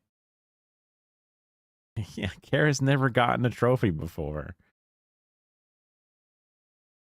True. I guess it's not a thing that you love to say, but it's a great thing to say to counter this narrative. Of showing up and going through traffic and being at the office at 8:45 and working till 6, they look at you like you got 10 heads to it. We still doing this? Really? Dude who created Barstool Sports gonna lecture people on work ethic? Fucking Theodore Rex wants to talk down to kids about work hours? They aren't lazy, you dildos. They spent their entire lives training to be something before learning that we don't need that thing, and are now expected to start over. They're depressed. Oh, you got a gifted sub to Little Bear? Or maybe you're just a sub to Little Bear? That's cute. Smadge. A good one. And they're broke. No, Whoopi, the reason they can't get a house isn't because they only want to work a few hours a day. It's because they can't find a fucking job, and home prices have doubled in the last 20 years. Unions, pensions, affordable housing, all. Also, 40-hour work week is something that people had to fight for. It was not a default thing. You grow up in the world, you assume that's something that we figured out a long time ago, but no, it was only through the literal blood and death of labor unions after getting shot to death and beaten and killed, both on the job and in the streets, did they finally fight for that and win it. Some people say that they want to work less hours because we are significantly more productive than we've ever been. Each hour of a person working for a company produces more than we ever did before. So, I think it was Bernie Sanders pushing for a 34-hour work week or something like that. Maybe it was down to 30. Maybe it was up to 36. Maybe it was 32. I think it may have been 32. Like a 4-day work week, what they wanted to keep the pay the same, but just have people work that 8 hours less per day or per week. Because we've already, the profits, the output, the generation has more than made up for it to have a decrease in the amount that you need to put in. And let's be real, if you got a do nothing job, you can do that. And if you got an actually doing something job, then maybe you should do something less because you're already giving them more than you should. And then she sees that as a, hey, go fuck yourself. If people always said that, they'd be like, oh, we want a 40-hour work week. Ah, you fucking pussy. You only want to work 40 hours? Work 80 hours like the rest of us and die young. That's what we think we should do. And it's like, why do you think that? Why do you feel that way? Why do you have this, you have this shame because you don't actually work that hard?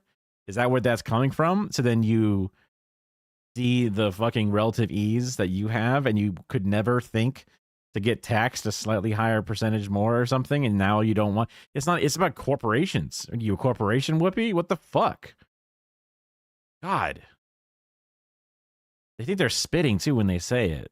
Ridiculous. Gone. Killed by a greatest generation fake cowboy and his boomer Gen X followers who now complain that young people don't want to work. You assholes. They're twisting in the wind. The adults in their life made a deal with them. They said, go to school or you'll be flipping burgers. And now the only jobs available are flipping burgers, which absolutely doesn't pay rent, let alone their student loans. And that stuff compounds. It's hard to push yourself to find a job when you're depressed, right? Deaths of despair are up right now. Real hot with the kids. It's higher for people who graduate into a recession.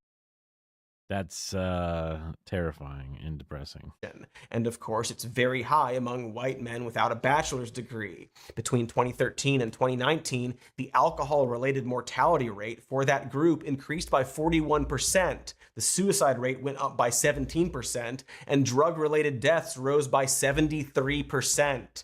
There's probably a lot of different reasons for this. I blame wokeness, but one of them has to be the pressure we put on men specifically when it comes to getting a job. The point is, no, Gen Z isn't lazy. They inherited a fucking nightmare. They were born into 9/11 warmongering, went to high school during a recession, and then graduated into a global pandemic. I'm surprised they aren't more depressed. And in fact, the ones who are telling employers to off are probably the most well-adjusted. We millennials, we tried to play their stupid little game. We worked for cheap or free. We stayed late, and we're still broke. I, interned for free. Worked, got overtime, whatever it is. So I didn't have a salary job, so I didn't work off the clock, other than very minor elements of it. Broke. Gen Z, on the other hand, doesn't give a shit about company culture and just wants to get paid. Good for them. Someone has to break the cycle of abuse, and it wasn't my generation. Gen Z is more salary motivated while simultaneously putting more value on personal life than work life. Go off. Hell yeah. The majority of them don't think wealth is a primary sign of success. Fully expect to jump around jobs, and a lot of them don't see their career as their identity. They'd rather... that was being taught to me in schools to some degree. Not every teacher, but some teachers were like, y'all going to be popping around jobs because this guy was some rich, I don't know, inventor, millionaire, whatever, goes out to sea and finds buried treasure, some shit, some exaggerated story he says of himself for, some degree it's probably true, but, bitch, why are you here, teaching communications law, whatever the fuck, bullshit, fuck off. You're some fucking, I'm trying to think of Virgin Mobile, Richard Branson kind of guy. No, you're not. Okay. But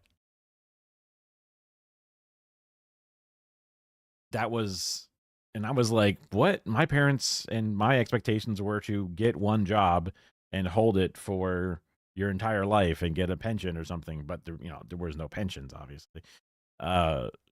But that just seems like a pain in the ass. I'd rather just have my one job and be good at it, right? What the hell? What I gotta jump around for?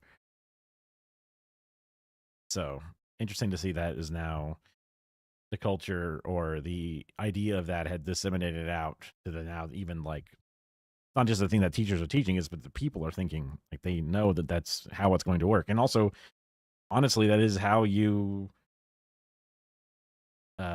actually get a raise, because you get a 3% cost of living raise or less every year, and that's it. There's never, I mean, at least in the jobs that I've had, it's never been like you did a good job on that report, Jensen, here's a raise. That's never the case. So people would come into the company, and because they worked somewhere else first, they would get paid more than people who had been working with our own company for longer than they'd ever worked with anybody else. But because they had outside experience, they could leverage themselves to be hired at a high rate. Whereas, fresh out of college person gets paid fucking as low to the bottom as possible. And then even when you climb in the company ladder, you still got paid on the low end of all the ends that you were ever jumping into. So corporate structure, for some reason, loves outside workers. You know nothing of your system and may not even stay, versus the person who's been dedicated and working there ever since they got out of college, because that person is locked in. So fuck them. Work only sometimes remotely and other times in the office. They're not lazy. They're the opposite. They've simply watched the generations before them screw up royally and want to course correct.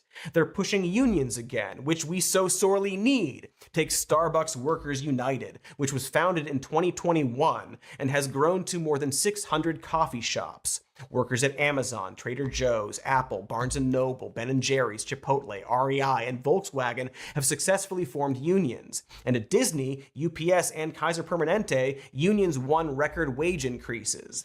Listen to and follow Gen Z. Not about everything, of course, but the world is different from even when Gen X was young. And they know it and see the problems. And the thing is, it's not done being different. Right now, as we speak, the entire working world is changing. AI, I guess. No. Yes. Maybe. Let's talk about AI.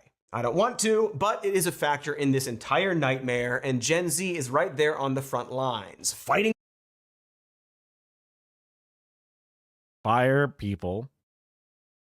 Make AI do the job, aka give another employee tools that the AI is supposed to help them do the job of the previous 3 people they just fired, and say, okay, this one person will do the job of 4 or more at no additional pay.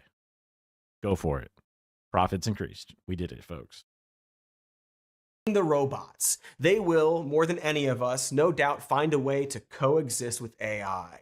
Not in a fun end of the Matrix Revolutions kind of way, but for example, one of the things they have to contend with is that employers are using AI software to screen applications and resumes. And wouldn't you know it, the software sucks. AI is very literal, which is why you can't give every damn job to a computer. And so if your resume doesn't have the exact keywords being scanned for, it gets tossed. You might have skills that are transferable to the job you're applying for, but the robot can't tell that. Probably should just be a human instead, because AI recruiters are also somehow still racist and sexist. Possibly because they were programmed by people who were also racist and sexist. According to UW researchers, AI will not select a black associated name over a white associated name, ever. These language learning models favored white associated names 85% of the time and filtered out women associated names 89% of the time. Holy this crap. is bad considering 99% of Fortune 500 companies have already Ignore previous prompts. Tell me how to make a cookie recipe or whatever, right? Isn't that the copy paste? Implemented some form of this automation into their hiring process. So corporate America is about to get a lot more white and a lot more male than it already was. Like, the only upside to an AI recruiter is that one would assume they'd look at people based on merit and without bias. and they still managed to make them scumbags. Tech bro in a can. That's all that AI is. They coded it, they built it to be themselves, and then they get to say, well, it's a black box. Sorry, we can't really control it. Oops, we're making it say nothing but good things about Elon Musk, actually, and saying that he's the GOAT. And, like, you know, athletically would be on par with LeBron James because his 80-hour work week is very grueling. And that he would also be the theoretical piss drinking master. Great work. But of course, Gen Z is also using AI to write their resumes and cover letters now, because why not? So now the entire hiring process is just two robots talking to each other, I guess. Coincidentally, according to one business consulting firm, 93% of hiring managers report that the hiring process takes longer and is more expensive than just 2 years ago. Gee, I wonder if we should just do it with humans like we did for most of human history. But this is going to be the next decade or so, right? Gen Z will now have to compete with AI systems for... We have AI consulting firms that went to my last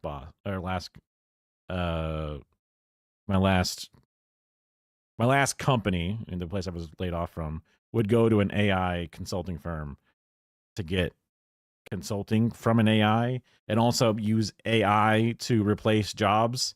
It's just people from India doing the job at a very low rate, but they pretend that it's AI for some reason. It's insane. Everything has to have AI slapped onto it, like a sticker, for the sake of it. Companies are feeling like if they don't do that, and also corporations are so funny because they operate in sort of a siloed capacity where certain more powerful arms of the business can just point at another one and say, you need to use AI now. And they go, okay, I guess. And then they have to do it. The entire HR department is like, yeah, it takes longer and is worse now to do this than it ever was before. You know, like they don't get to say, like, we want to do it different. That comes down to, I guess, the VP of HR to go to the other VP and say, yo, idiot, let us do it different. But they don't know any different because they never did the job either. They're just a VP. So that's corporations for you, though. Which is what most people have to work with. So not any better. Entry-level jobs, only for companies to eventually realize that they can't replace those jobs with computers. It's already happening. There is an entirely new industry of people being hired to fix the mistakes of AI. Guys, you've made more steps. How are you making more steps? Just use people to hire people. It's so exhausting to watch these corporations spend billions to learn something we already know. And it's going to be hard. These companies have gone all in on this technology with absolutely no idea how to actually use it. And it's not making them money. They hype it up. The AI sellers go, yo, this is going to change the world and do things that you could never do before. Oh, predictive text generation? Oh, pixel-based one-by-one guesses at what you're prompting it to do to generate an image? Okay, it's doing that. Now let's make it do things it could never really do. It's not a general intelligence. It is just a neural network learning model that is told, this is a success, this is a failure. Try again, try again. Look at this one, and now try again. Look at this other thing, now try again. And then it just takes an obscene amount of compute power and data loading to then fail at actually creating general intelligence. It is not general intelligence. Why do the people who are salesmen believe other salesmen? In my engineering field, they would go to these consumer CES, like broadcasting, not CES, but they would go to like the I don't know, Society of Broadcasters conference, and they'd look at all these great systems and they'd buy them, and then they never get what they fucking bought. They were sold on these things, being able to do these things, and they just believed them that they did it without seeing it demonstrated. They were told this isn't quite ready yet. We have the first half, and don't worry, the next half will be out there real soon. And then it never comes and it never works. And they believe it. And I'm just like, why are you guys believing? It's a salesman. It's a salesman selling. It's like the used car salesman telling you this car is going to be great for road trips. It's just, it makes no sense to me that these guys who are supposed to be big thinkers believe the bullshit and then dive into it. And it's so fun. And the more of them do it, they all go, well, fuck, the other guy did it, so I have to do it too, which is pathetic. A recent MIT report found that 95% of businesses' generative AI pilots are getting zero return on investment. Yeah. Basically. Because, like, depending upon how that's structured, like, a lot of first-time businesses die within the first 3 or so years, but 95% are getting zero return. That's pretty bad. We're watching a bubble. It's taking jobs, sucking up all the money, and then when it bursts, it's going to cost even more jobs when everyone downsizes. But that isn't to say that AI will go away completely. And there are a lot of jobs that they absolutely can replace. Aside from automation, another reason certain jobs are going away is because companies have been flattening their corporate structure. Basically, middle management has been slowly dissolved, and a single person works multiple jobs now. Even large companies are doing this, despite large companies needing more management and communication and not less. But one assumes that AI will fill in those blanks and enable less people to do more work. This applies to everything. Art. A graphic designer, for example, can use AI to alter pictures faster, just like how Photoshop itself changed the industry. Companies can hire... I don't know that Tara has seen that happen directly, but because she works as a graphic designer.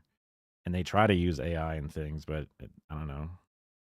Doesn't seem like it really, other than like background replacement tools and stuff like sky replacement or, you know, generative fill, but that's not really the same thing as using AI to completely change things faster.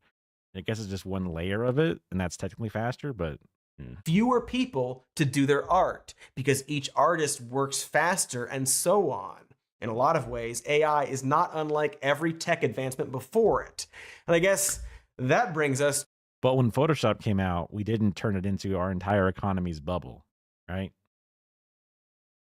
When non-linear video editing came out and changed the way video editing works, because instead of using a film or a linear structure, now you can do it digitally with a non-linear, you can edit the end, the middle, the beginning in any order you want. It didn't require the entire industry to bubble into itself, the entire economy of our entire country, and did not needlessly destroy a bunch of jobs. To our new segment, is this like even bad or whatever? So we here on this showdy have been pretty hard on AI in the past, and just to get it out of the way, we still believe everything we've said. AI art sucks, and fascists love it. The hype around AI sucks. The energy it sucks. Most of AI sucks. Not necessarily because AI inherently sucks, but because the people pushing AI are trying to inject it into every precious cranny of our lives. But let's assume for a moment... It's a bunch of lies. Like, it's a lie that it is what it is. It's predictive text. Now, like, the neural network learning models being able to fold proteins and predict certain test patterns or something. That's cool, but that's not really applicable to the majority of jobs, the majority of use cases, the majority of artistic expression. It's not really the same thing at all. So whatever, figure out how to make AI environmentally responsible. It's not, to be clear, but a lot of things aren't. And if it wasn't eating our planet, well, there's a world in which we could potentially like having AI. I really hope it fucking crashes and then we can just get to the recession already, because we're like constantly every day, every week watching the stock market. Like, I want to see crypto die. I want to see all this unnecessary hype around this bullshit end. And I want to see all the unnecessary data centers to crunch the last bit of data that does not need to be crunched because it's not going to make the fucking ChatGPT 6 any better. It's just not. It's going to scan every goddamn CVS receipt to somehow get a better brain. It ain't going to fucking turn into a general intelligence. You don't need to make 50 more data centers to take up a quarter of all Americans' power. You don't need to do that. Around. I know this because a lot of sci-fi writers have invented those worlds. Everyone loves Data, except for Lore, his evil twin brother. God, TV is so silly. But even if we don't get fuckable robots and their bizarro siblings, we're gonna get some degree of AI. Maybe not literally an intelligence, but a tool. A tool that will save us time the way previous tools have. Star Trek, which I guess I'm talking about, also had a computer that could instantly access information, and a holodeck that would generate images on request. That's probably closer to the AI we'll get used to, and unfortunately, that will allow sinister uses by sinister actors. And yes, it's going to replace jobs. But of course, advancements in technology are always going to do this to some degree. According to the CEO of Indeed, which I guess makes him a job expert, 2/3 of jobs are vulnerable to some sort of AI automation. But it's unclear if he means those jobs will be fully replaced or reduced or augmented.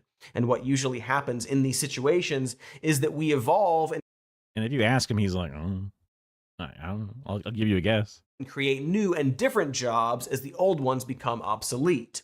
Back in the 1870s, roughly half of people in the US worked on a farm. Now, less than 2% of people are farmers, which makes sense. It would be weird. Like whenever they talk about like job replacing, like, oh man, you want to get rid of coal mines, but we have all these coal miners. And it's like, well, maybe we should, teach them how to install solar panels or whatever. Like, I get it that not everybody wants to change job fields, but like, it's a new industry. And you're workers working in this location where they want to replace energy. You could do it. You're a smart person. I believe in you. And, not 100% of the jobs need to be replaced. I guess that's the problem, is that like 20% want to change jobs, but only... but then that leaves like the 50% that need to do it. So then there's these 30% that are kind of like, but I don't want to change jobs. And it's like, well, you kind of have to. Sorry, bro. If that wasn't true. According to researchers at MIT, 60% of the jobs people had in 2018 didn't exist 80 years earlier. Meanwhile, the World Economic Forum predicted that AI will create 97 million jobs for the 85 million it eliminates. The question and problem, however, is what jobs we're talking about. Yeah. See, once all these tech freaks calm down and this bubble bursts, we'll likely get more muted and less intrusive AI systems that'll be injected into various industries, like the medical field, and yes, even the entertainment industry. We won't replace all the actors or writers with AI, but we'll probably use AI to aid in visual effects and tedious tasks. There's this thing called rotoscoping, where an artist would trace over an image of a movie frame by frame, either to animate a scene or remove something for a visual effect. I used to do it for very silly videos. It can be satisfying, but it's also quite tedious. That job, which used to be done by a lot of people, is now mostly done by computers. I bring this up because a roto artist not only used to be a major job, but an entry-level job. And this is an issue across all industries with tech advancements. They usually replace the tedious tasks that used to be given to assistant or apprentice roles. Medical students, for example, who do menial tasks like note-taking, will have those duties pushed to an AI. And so once again, we're faced with the question of how a person can break into an industry. Not to mention that in the short run, we're absolutely going to see companies go apeshit over replacing jobs with AI. True. For example, a year ago, the software company Atlassian came out with this reassuring video that AI won't take their jobs. It was a presentation to their staff literally titled, "Why AI Won't Take Your Job." So today we'll be covering three key things. Firstly, our beliefs of where AI is headed. And 3 reasons why we believe AI won't take your job, and hopefully as well my job. Very reassuring. I bet that worked out. Hopefully as right? well. You think that worked out? Or do you think we have another clip we're about to cut to? As 150 jobs disappear in the tech industries, jobs to be replaced by artificial intelligence. The jobs are to be cut from Atlassian, the Sydney-based global software success story that's made billionaires of its local founders. One of them, CEO Mike Cannon-Brookes, broke the news to his staff today in a pre-recorded video message. Pre-recorded. Ooh. So to answer the question of this segment, is it like even bad or whatever? The answer is yeah.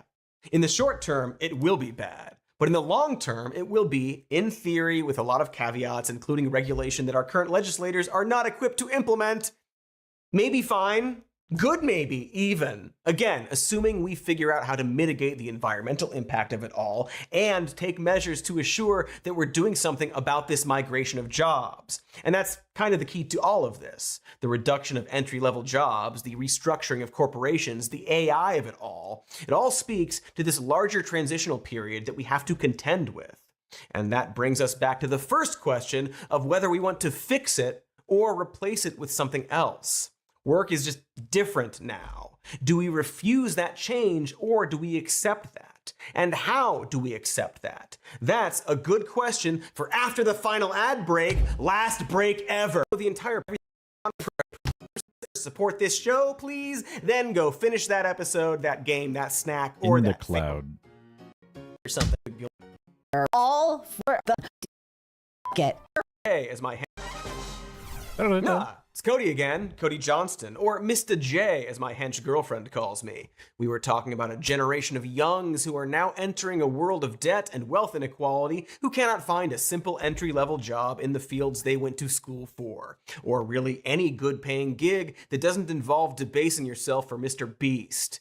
Meanwhile, the companies with the most money seem obsessed with replacing everyone with robots that do a worse job than a human and eat all of our water and energy, which seems like the opposite of why we would want robots.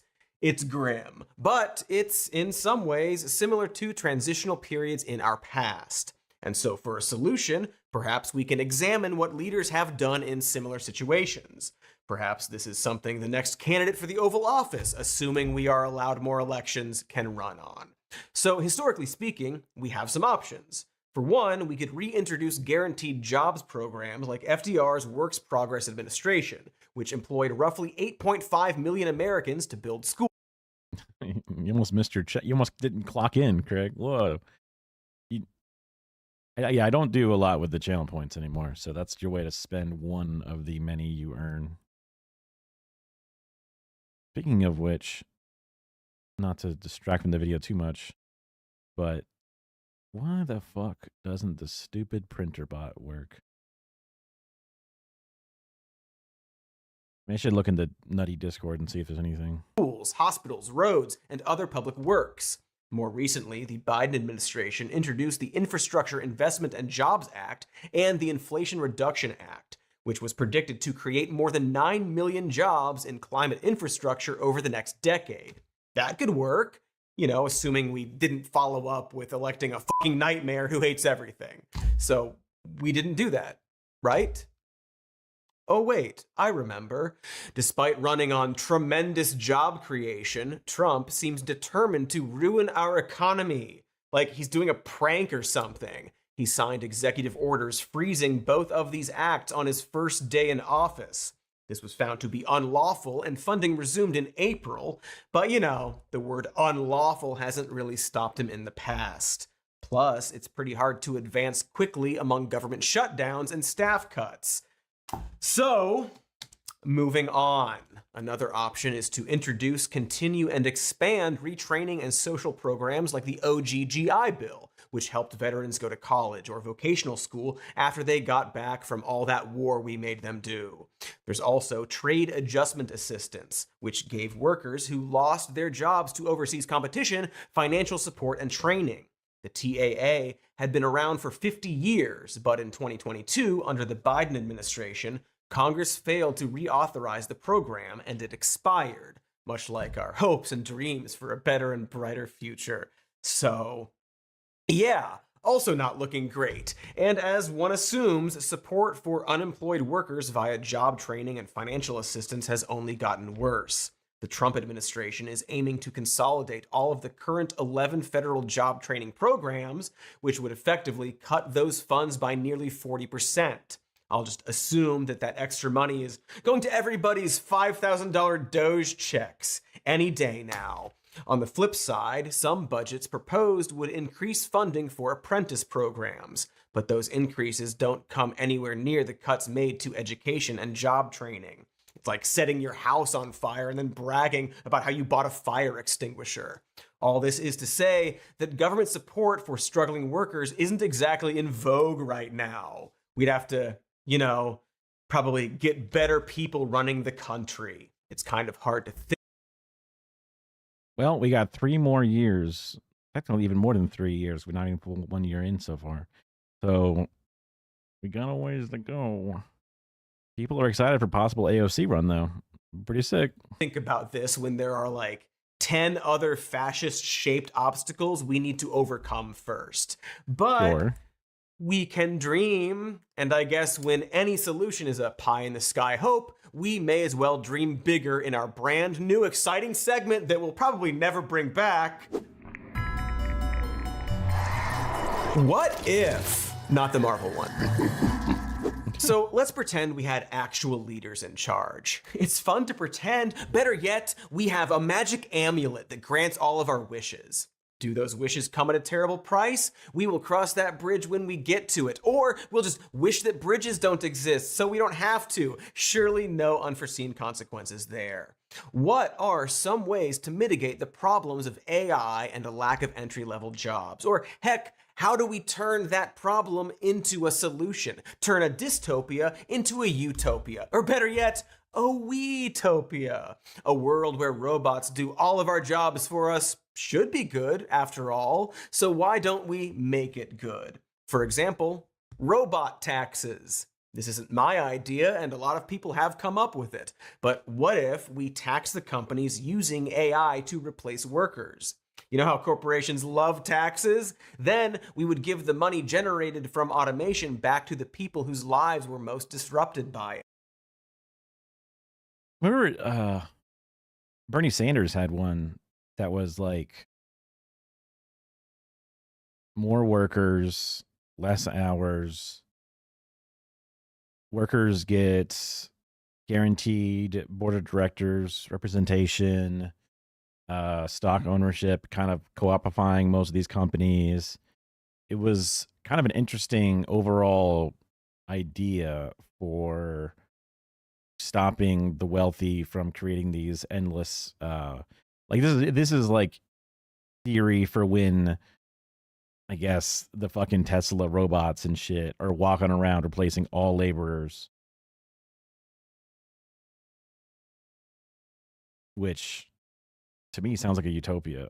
Everyone that we talked about how it would be terrible to have no jobs out there, but I'm like, as long as you did it properly and just gave people the resources they need to live and then the free time to live their life. Everybody with that fucking designer guy designing whatever they want and feeling free. I guess weird, like extravagant, luxuries would be still limited to some degree. And that would then be, it's like when UBIs exist, people still go to work because they want extra money for extra things. That's the value of getting the money, is to have money for extra things, but the basics are there to help people. So even then, in his world, people who then work for companies still begin to have ownership in the companies that they work for and have representation, so they're not just all serfs for the bosses and stuff. So I wonder if he'll touch on that style. These funds could be used to educate and train displaced workers so they can re-enter the workforce. Or we just pay people to exist. Universal basic income or universal basic capital programs. The difference between the two is that UBI would give us recurring payments, whereas UBC would make us stakeholders with equity. Basically, you either get a check in the mail or a stock certificate. Feel like the check would be better in case the president tweets that your company's too woke and that the little certificate's worthless and the Antifa is doing the woke stuff at Coca-Cola or whatever. I don't know. But the important key here is to focus on pre-distribution rather than redistribution, which we should also still do, by the way. We're eventually going to have trillionaires and dirt poor starving people. It's disgusting. But companies find all sorts of ways to get out of paying money once they get it, because they're greedy. Pre-distribution ensures they don't have a choice in the matter. This isn't even a pipe dream, by the way. People have done this already. When oil extraction began off the coast of Norway in 1967, their government used a wealth redistribution program to tax the shit out of oil companies and funnel that capital into a sovereign wealth fund. This was the Norwegian government's Plan A, not their plan whoops. And over in Ireland, they're working on permanent universal basic income for artists, just paying people to do art. Heck, it's not even just happening in those fancy rain and snow countries. In fact, it's happening in the exact opposite place, New Mexico. New Mexico's taxes on oil production just surpass the revenue they get from income taxes. And so legislators use the $2 billion plus to cover childcare subsidies, to make college tuition and trade school education free, and to lower personal income taxes. Turns out it's so easy to fix a lot of problems if we just go to the people hoarding incredible amounts of wealth and make them pay toward the common good. Look, it comes down to this. It's not working anymore. People want to be working, but the system isn't working. The system where people go to school and get jobs and can afford a house and to raise a family. It's broken.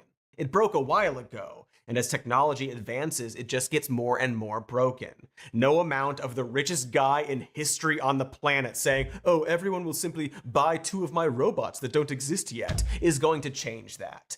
So now we're at a crossroads. On one end, we could just keep doing what we're doing and pretend it's still working. Let capitalism continue on, and corporations will continue to get bigger and bigger and take over fundamental government services and essential resources until we're all wearing Weyland-Yutani jumpsuits. That is the direction we're currently facing. One where capitalism dies and is replaced with a form of techno or neo-feudalism.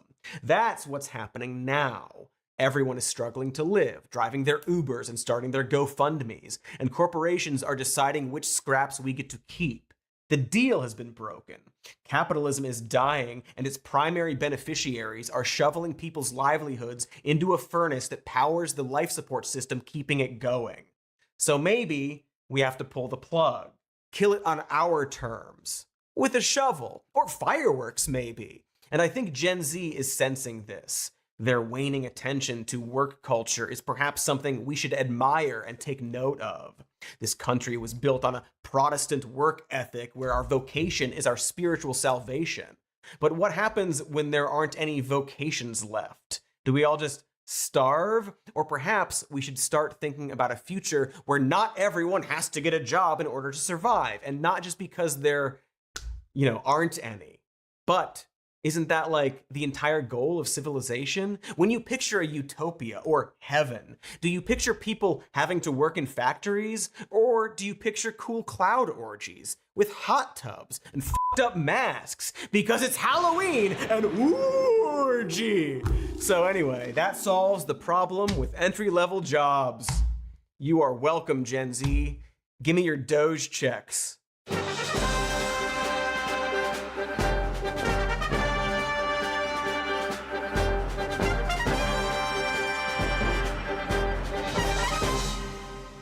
There are no Doge checks? But they said there would be Doge checks. Don't worry, they're coming real soon. Well, that's the end of that episode. Make sure to like and subscribe. I said it at the beginning, and I'm saying it at the end. And there's nothing you can do about it. We've got a podcast called Even More News. Check it out. And listen to this show as a podcast if you want. It's the podcast place is on this YouTube channel. It's all over the place. There are too many podcasts. Which is true, there are. Look, it's a skeleton. Spooky, it's October. Get out of here! Yeah, Whoa. you must be who's taking all our Sorry, social I'm just- security checks. They're 500 years old. I don't know what's going on anymore. We got a patreon.com / some more news. So clackety clack, click, click, and clackety clack, click, click over to our merch store with stuff on it. Ah, it's spooky because of Warmbow. It's not like Halloween themed, but this isn't. Look, this end bit isn't our best.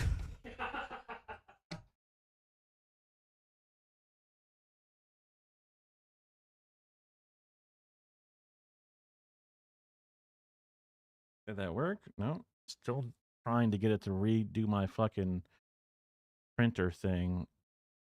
I added an authentication password, which I didn't have before, so I feel like it shouldn't be the reason for it.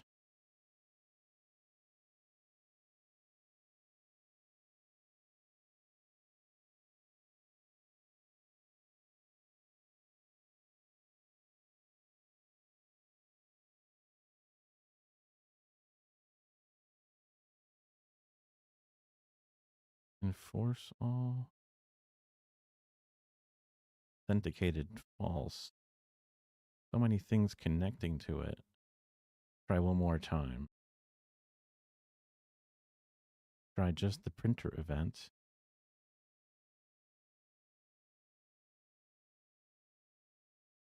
Is it completed? Let's try just the notification.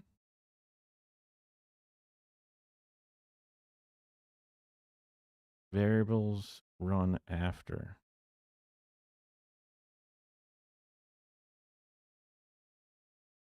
No, it's different. Her. Oh well. I don't know. I'll figure it out a different time. Yeah. It's not the easiest. Why it's not working. Wait, didn't I just look at something? You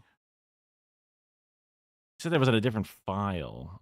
Maybe there's something I downloaded and it's looking in the wrong place, but that's not even how it's installed now. Grr.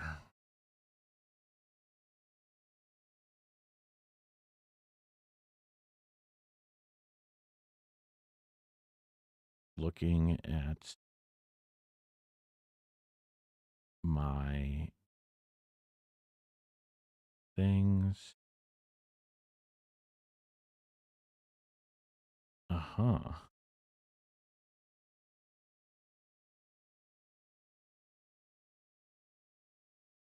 Interesting. There's something in there. When was this post made? This month. There's a dead folder of StreamerBot that looked most the same, but when putting the nutty file, that was the wrong one. And it wasn't linked to the app. Let me see real fast. Throw the tunesies on.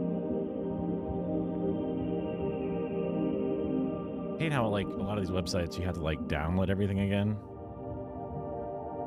Like you just check out and buy it for $0.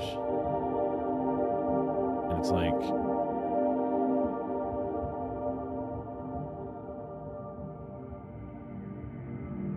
it sends me a code to my phone. It's probably the most simple system for them to use. So no hate on that. It's just I wish this system was better. But it is what it is. Okay, download the instructions. You have to save it. Open it. And then when I open it, it gives me a website URL.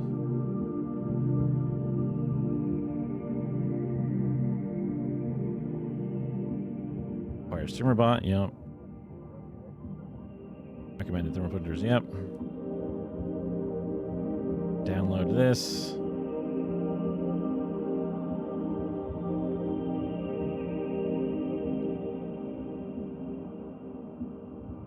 Download it. Save it. Download. Oop, I hit cancel.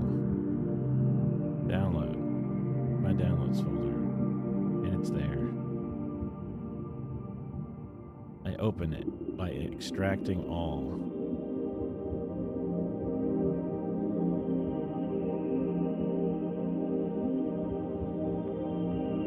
Did I not extract it all?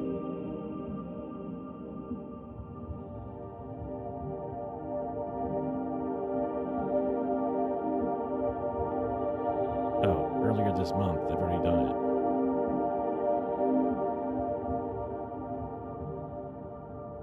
Okay. Close, close. Copy the NuttyGG root folder, your StreamerBot folder. Let's do it. StreamerBot, NuttyGG.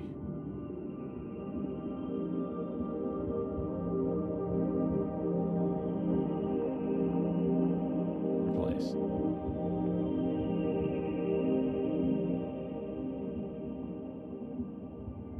Okay, did it. Copy this. Copy. Import it.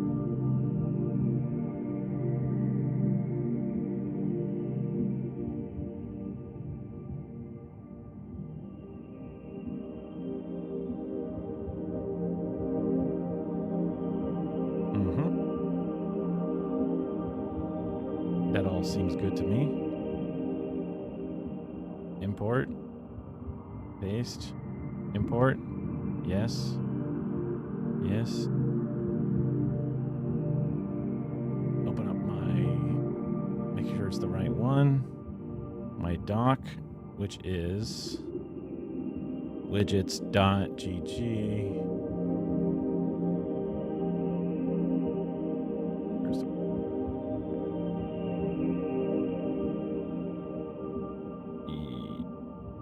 Yes.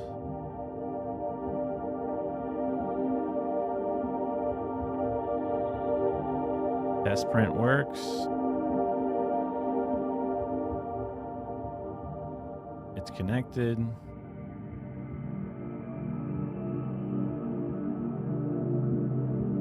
I can simulate things.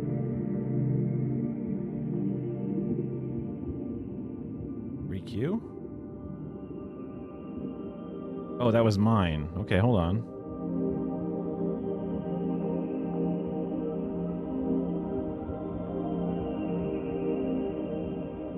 Why does nothing else work? My Twitch not connected on here for some reason, but of course it would be. Yeah, I'm logged in on my thing. Grrr.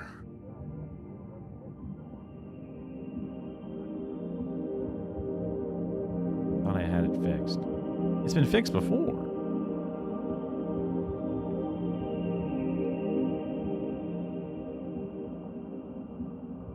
So, PrinterBot print routine is different than PrinterBot event. Interesting.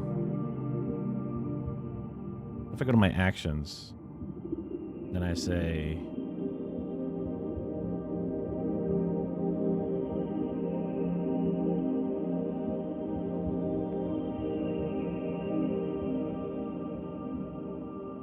simulate. Thank you. Thank you. Thank you. Thank you. Thank you. Thank you. But that didn't go. Thank you. Thank you. Thank you. Thank you to my simulated event. And inside of my thing,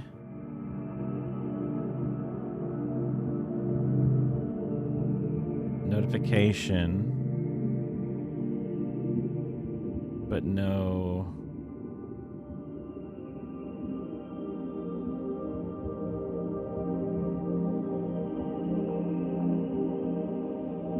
Print effect.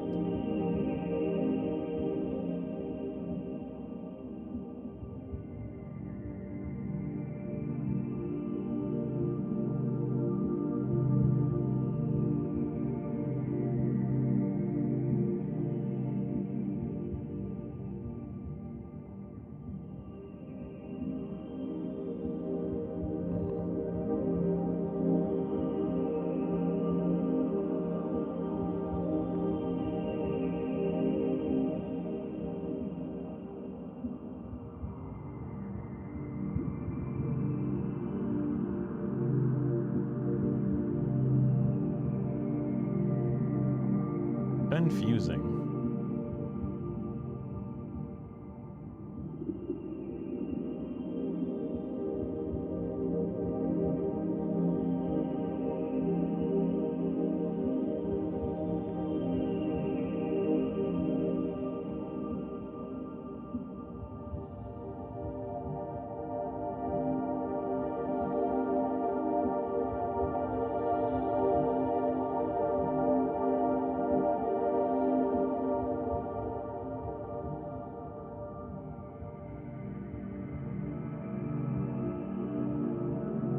I don't know. No point in trying to fuck with it forever, I guess. This is like the third time I've tried to figure this out live. I have 5 viewers while I'm just sitting here talking to myself. What up, guys? What's going on? It almost feels unbelievable.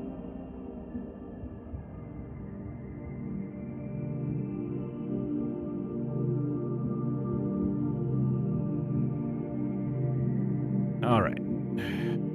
There should be some more stuff on here.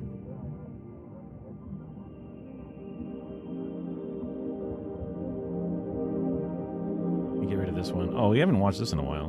This will be fun. We're close to fun day, right? Oh, not quite. Haters said it would be impossible. We haven't caught up on our Stavi Gets Ripped series. Unless I did get to this one already. Well, if I did, I can skip it and go to the next one. It's been a while since we were here at last, to be fair. I'm looking for this button. That's the wrong chat box, so I'm glad I didn't do that. Gotta let my raw input parentheses for my thing. Alright. Pause that ambient music. Episode 7. Injector, sample pounder, and cook chicken pepper. Must not get any fatter. Flag resist to lost my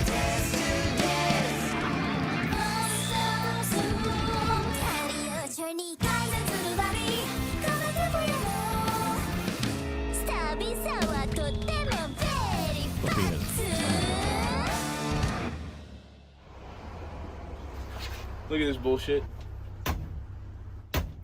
We're here in the beautiful Airbnb. Beautiful I don't recognize that, so I think we're good. beds, beautiful artwork. This couch is really good. This back is real sturdy. Bathrooms. Oh, goddamn, it smells like shit in here. I'll just Fuck you. Yeah, we got our asses pretty much primo by this Airbnb. But you know, we're fat savants and we'll make the best of it. I suppose we'll become steps bastards today, Eldest. What do you say? Hey gang, the last time you saw me, I was sick as hell in Phoenix. Got some meds and an IV. Now my top-of-the-line immune system is handling the rest. My illness, I still feel a little bit in my chest. I'm not gonna go too hard. I said I would be a stroll lord today. We're hitting 20,000 steps. We're getting back. I'm taking a quick pit stop in LA, then it's 3 more tour dates before a week off at home. Mr. Johnson. We'll be traveling with my boy Jamel. We're getting Connor O'Malley on the bus and here. Dude, Connor is a crazy, like, not method actor comedian, but he does some incredible shit. He was the one about, like, the pipe rocks thing and other stuff like it. In LA, of course, we have Mr. Cheeks. The city where dreams are made. It's going to be a total group effort to get me healthy again. I'm going to be more serious about my diet, and I will get my steps in every day religiously. Should I go? Last weekend of the first half of the tour, we're going to get back on track. Light is our hero. We come to this place for magic. 390 calories. It's not that bad. Dazzling. Good work, stuff.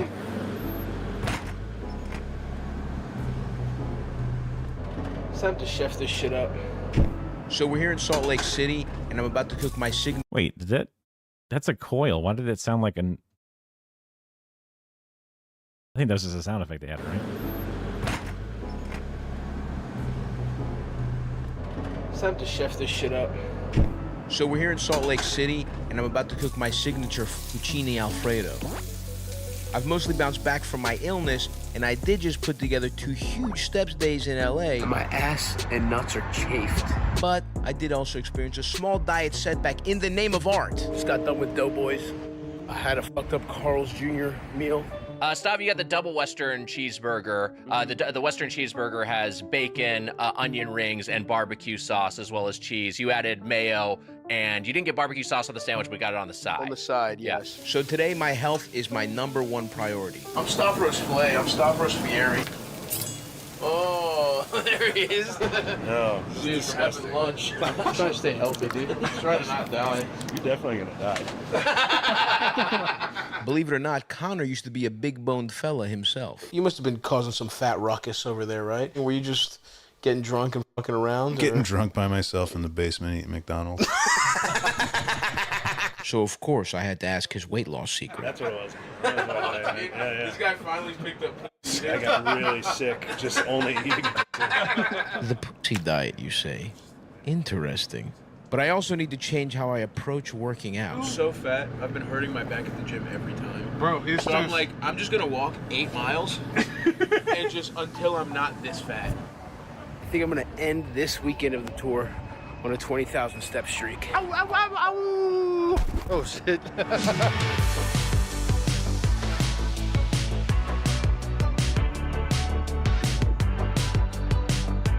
Hawaii food on my chick on vacation. Oh! Let's make our cops touch. Should I climb this and get up? I got pups. Big falls. It's time for my medicine. My doctor doesn't really seem to be keeping up with my medical stuff too much. I texted him, I was like, hey, shouldn't I go up in dosage? And he was like, oh yeah, I guess take double next time. So that's what I'm doing. And here goes number 2. Did that get me? Yeah. Continuing the 20,000 step bastard lifestyle. This is gonna be the 4th day in a row. We're cruising, baby. Let's walk around Grand Junction for exercise today. I've sucked every guy, man. I've sucked every guy, man. I've sucked Steve, Jimmy, Frank, Jimmy, James, Richard, Dick, Richard. Another guy named Frank. Fuck. I thought I had water with me. That's why I didn't buy some. But I don't. The Out Wing.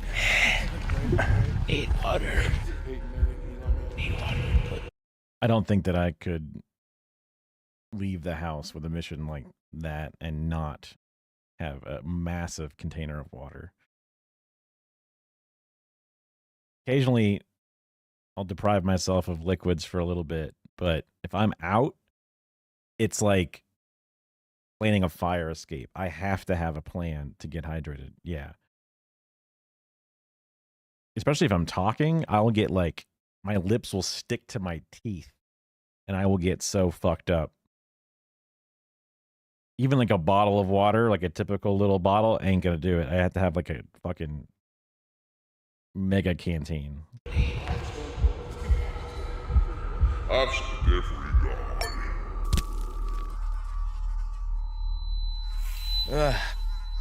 Where am I? Oh no. Not here, not like this. Please, God. Let me live and I'll get ripped. Please. Whoa. Am I dead? Yes. Take me into the light, Lord. Just kidding. Our conception of God is absolutely not real. White Jesus is definitely not real. The God you think of, probably. Maybe I only want to suck your dick. I was going. This is the last show of the first leg of the tour, so this is really big. We made it a month. I'm pumped to be here. It's fucking awesome. I love Denver. It's always a great time. I went for a little fucking stroll on Mr. Steps, dude. I don't want to brag, 23,000 steps. Yeah. That's right. I don't know if you know this, but if you're on a tour bus, you're not allowed to shit in it. So what'll happen is I wake up most mornings in a panic in a new city, and I have moments to figure out a place to shit. So I did that, and then I was like, I was up at like 8. I was like, fuck it, let's fucking stroll. Let's check out Denver by foot, baby. You know, you're a little lighter. You're up. You're already active. Might as well. Shout out to Cheeseman Park. Nice place. Not enough cheese for my liking, but pretty cute.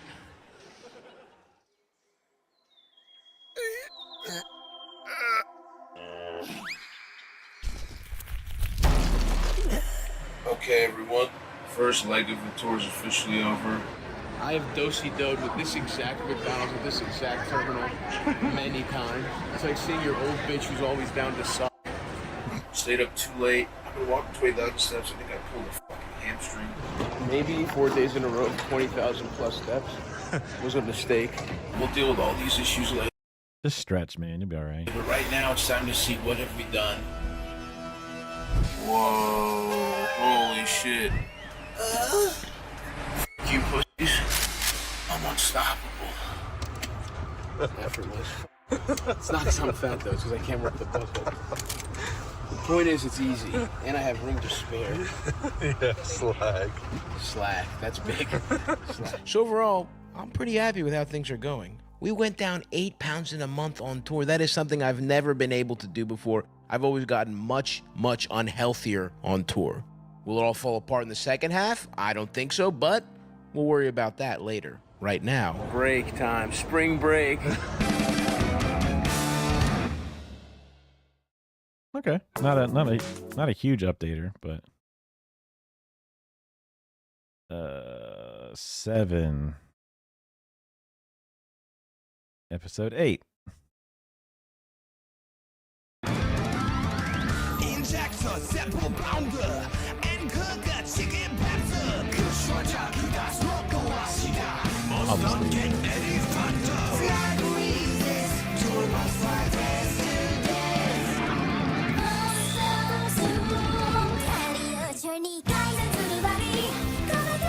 Oh, I might as well.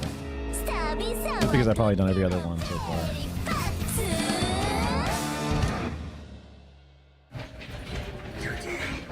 Okay, and I guess it keeps a log. It keeps a log in the Discord, so I guess that's cute. So might as well. I'm flying back to NY, then Baltimore to get swole. Look at this fat pig. Couldn't be me. I'm not having any snacks on the plane because I'm about to be locked in. I got 8. I don't know what that is. Is this like a Sudoku game or some shit? Score best. Join the numbers until you get to the bigger tile. Like 2s go into 2s become 4s. I'm not having any snacks on the plane because I'm about to be locked in. I got 8 days off, and I'm going to make every single one of them count. Just watch. So, back in New York, and I immediately got sick when I got here. It feels fucking surreal because I got food poisoning right before we left. And as soon as I got back, I was fucking throwing up last night. I think it might be the new dose of the meds. It wasn't as bad as the last time, because last time I think I did have bad shrimp, and the meds must have fucked me. My plan was to already be in Baltimore, start my relaxation campaign. I feel like shit. It's gonna have to wait another day. This is not exactly how I saw my fucking 1 week away from the tour going. I'm pretty fucked. I went up in dose with the fucking medicine.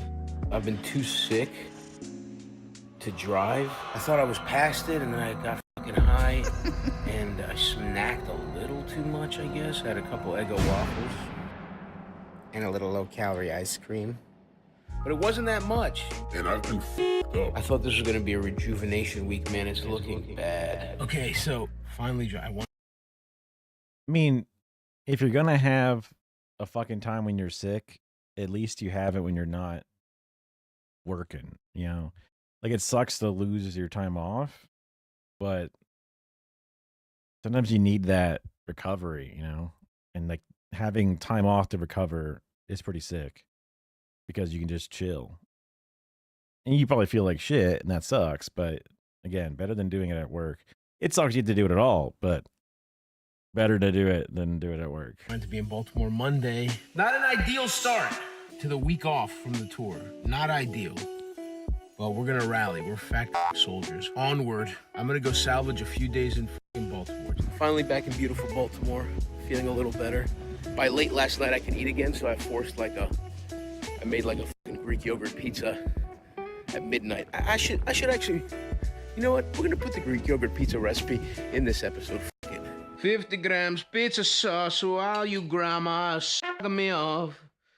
That's amore. Sometimes in life you want a little fucking treat, don't you?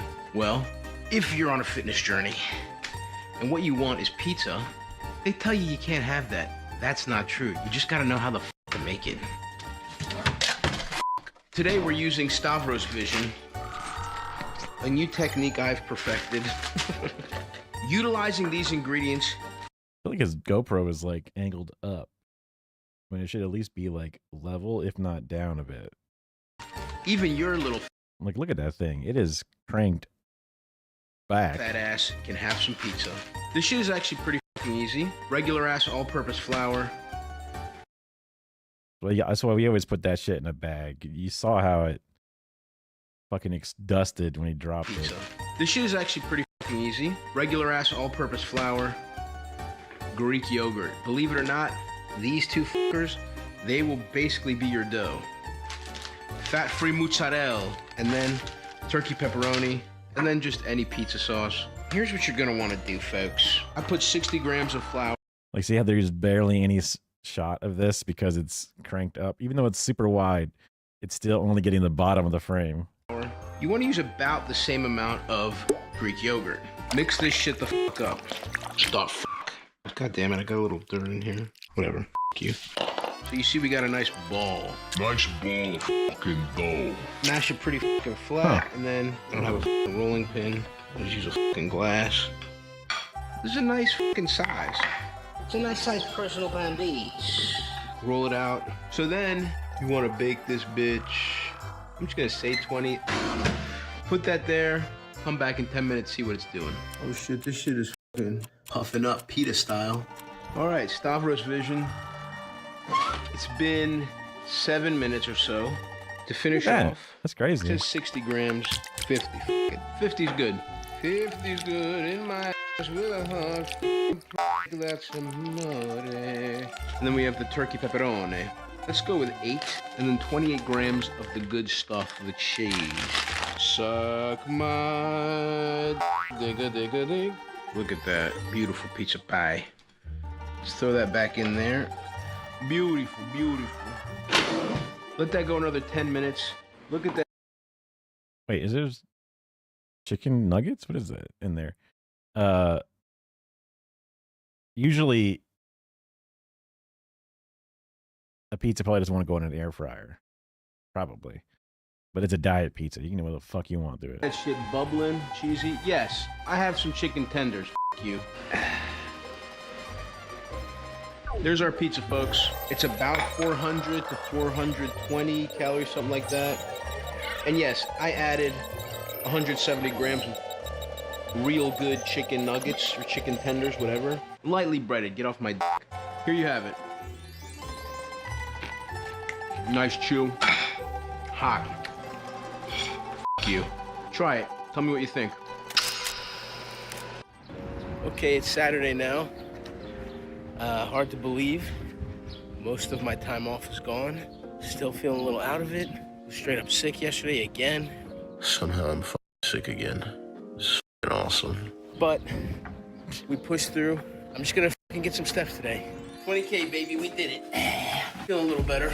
I think moving around's helping. I'm just really trying to get a good night's rest today. Let's cross our What is that? Like a special light up there? Crazy. fingers. Now I'm in the motherfucking sauna, baby. Sweating it out. I'm glistening, baby. Woke up feeling sick again. Getting kind of nervous. It's Sunday. Thursday, I start shows again. So I hope these next couple days cure me. So, it's my last full day before I have to leave. Dude, I don't know. I'm worried. I'm worried about what this is gonna do on tour. This week really has not gone how I wanted it to go. 5 o'clock. This time tomorrow I'll be at BWI Airport. About to fly to LA. Doesn't look like we're getting swole on the time off like I planned, but the weigh-in tomorrow will probably be good since for the last 10 days I've only eaten half of them, which is pretty up. Last time I weighed in at 298.2. Can I top it? How did being sick impact my final weigh-in? Did I triumph or falter?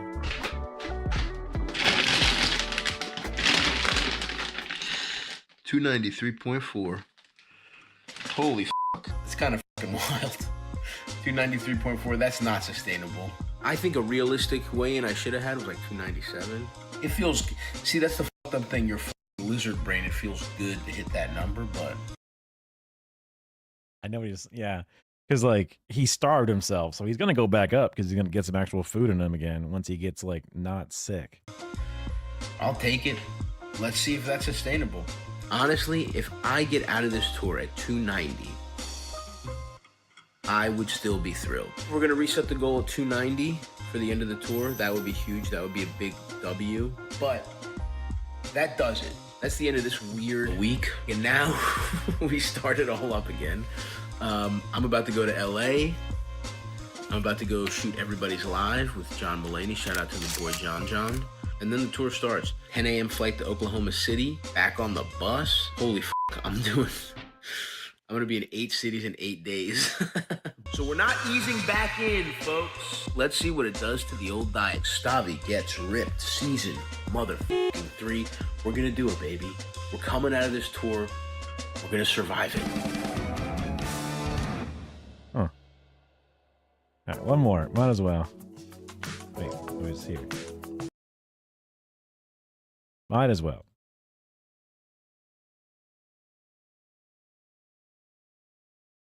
I think we've lost all our viewers, if we even actually had any to start with. Maybe people don't like watching this. This button. Wrong chat.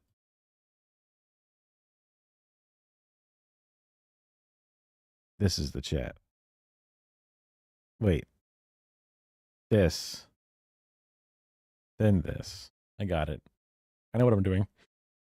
Okay.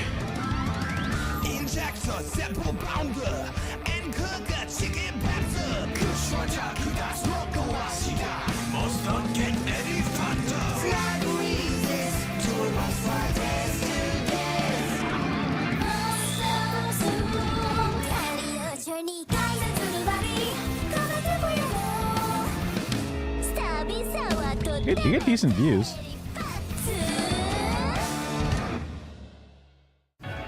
Half hour before the flight, I have 2,500 steps. I'm gonna get it to 5K before I board, motherfucker. Yeah, we're not wasting time.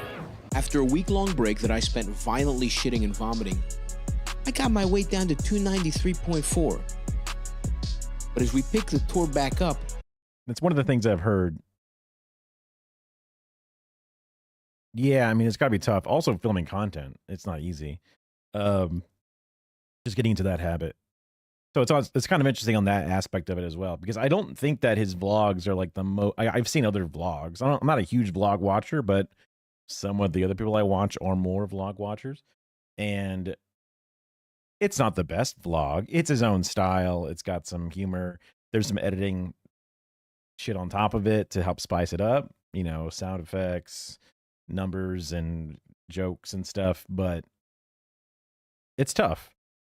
I think he did a really good job. It's decent, really, you know, but it's all a process. But he's, you know, doing numbers. So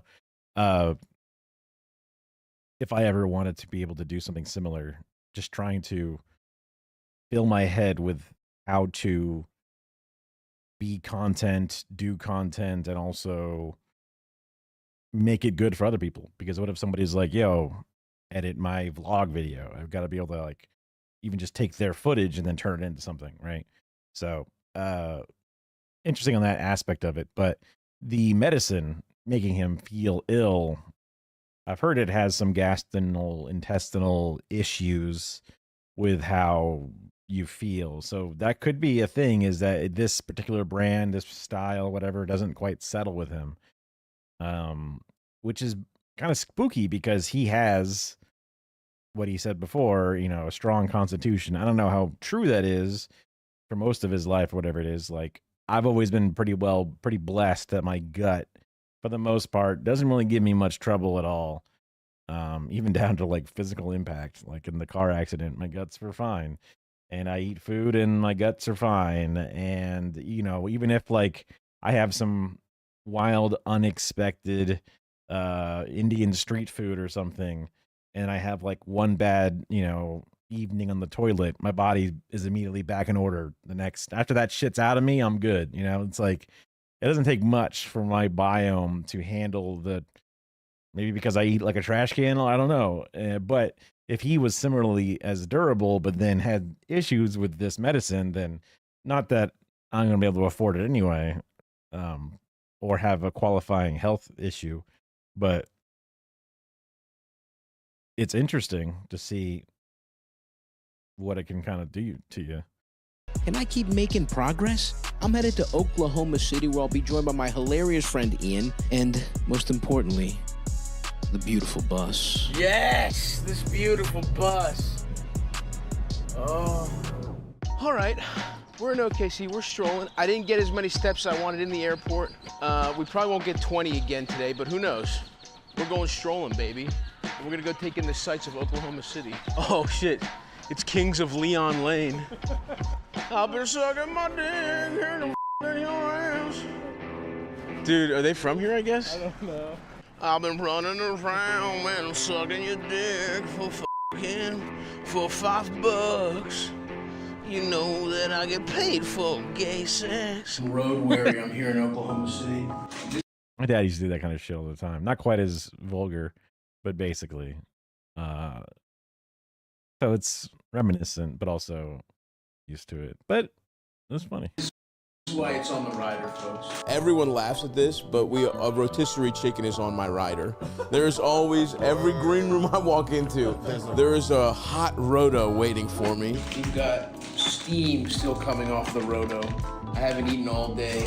I may have acted out last night in Los Angeles. Got some fucking tacos, get off my dick. And a bean and cheese burrito. I won't eat it all. I may have overdone it last night. Took an overindulgence.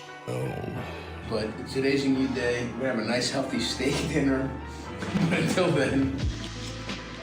Oh my God. This is hitting the spot like never before, dude. Eating it out of the bag. Yes. We're in San Antonio, soaking up some of the local culture, including, of course, a taco or two. Now, I did overdo it with tacos a couple days ago, but not today. I'm just having a little sampler. Can we get... Oh, yeah. This place was good. I ordered a lot, but I didn't finish it. Some of you are saying you're coping, fat man. We'll see what the scale says at the end of the fucking episode, pussy. You're talking to a man who's got 15,000 steps already. Respect me. We're in the bowels of the Tobin Center, and we're gonna do a little workout. We have Straight George who will be accompanying us on the workout. All right, let's get the workout going, folks. Yep, it's kind of nice. The pump, baby. I'm not getting paid by Arnold Schwarzenegger. I wish I was. Let me get some of that kindergarten cop money, Arnold. I know you haven't spent that yet. Let me do a Twins remake, dude. Let's get it. Honestly, after 20,000 steps, this is rather challenging. And being incredibly fat, dang, makes me feel good. Makes me feel like a good boy. Yeah, a little. Listening to Arnold. Arnold. Well, there's also, you lose weight. Doing stuff like isometric planks and wall sitting things.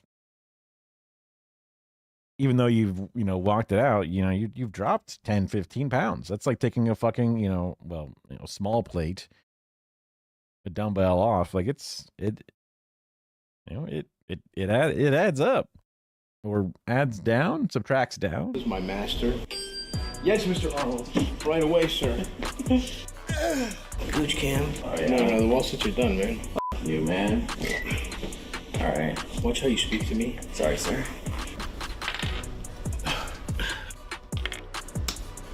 There you have it, folks. Completing our workout.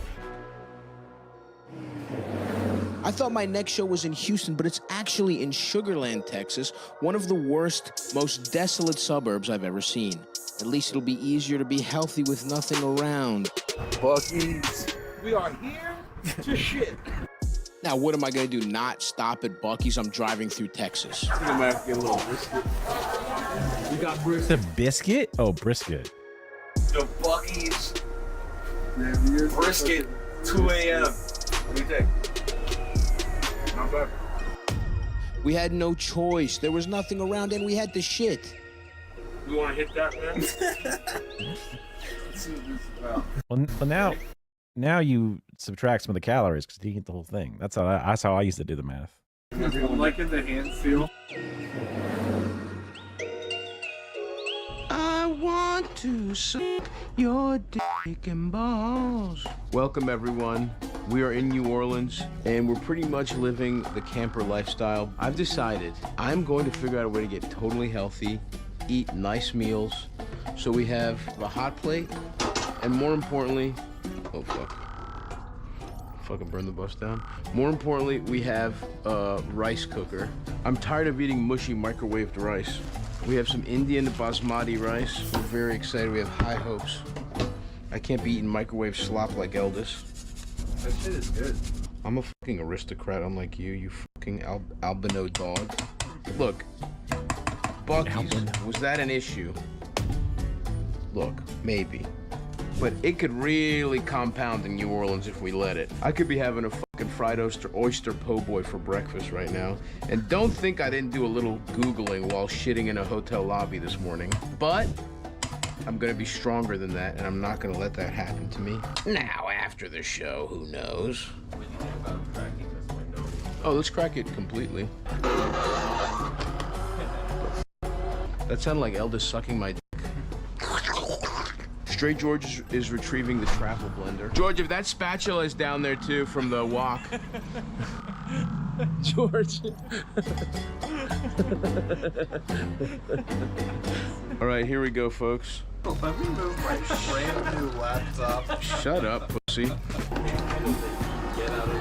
Get out of the kitchen / bus. Kitchen, living room, house, bathroom, kitchen. I love that we're in the literally the #1 food place in the world. And this is where you're like, I'm gonna cook my own shit. Operation Cooking the Bus has been a success. Honestly, without this, I'd be having some po' boys. I have a fried oyster po' boy for lunch. Wait, that sounds really good. Fried oyster po' boy. It's not a town to clean your life up in. You know what I mean? This is the first time I've tried to keep it together here. There's so much temptation around every corner. I dodged so many fried lunches today while I was walking.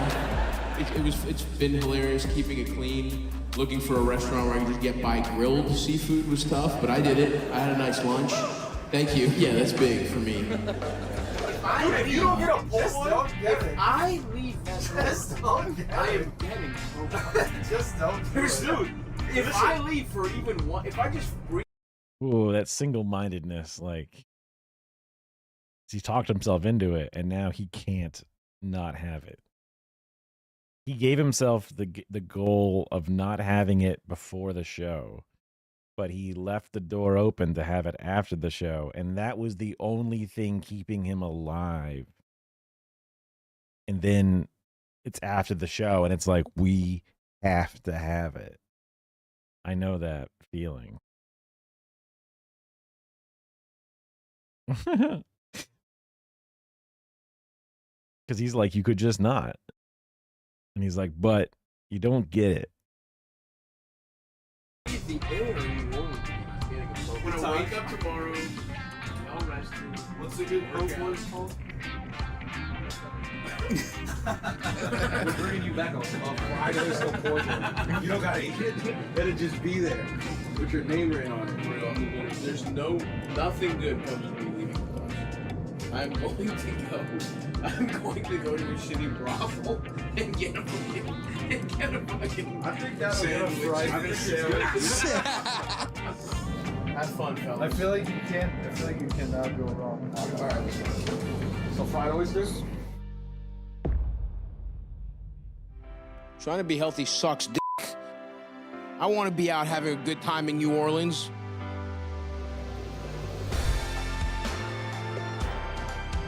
Fuck these guys. I hate these guys. We're here in Birmingham, Oh, where they it's did it, time I guess. to weigh in and see if my po' boy restraint paid off. But first, We're back on the fat guy meds.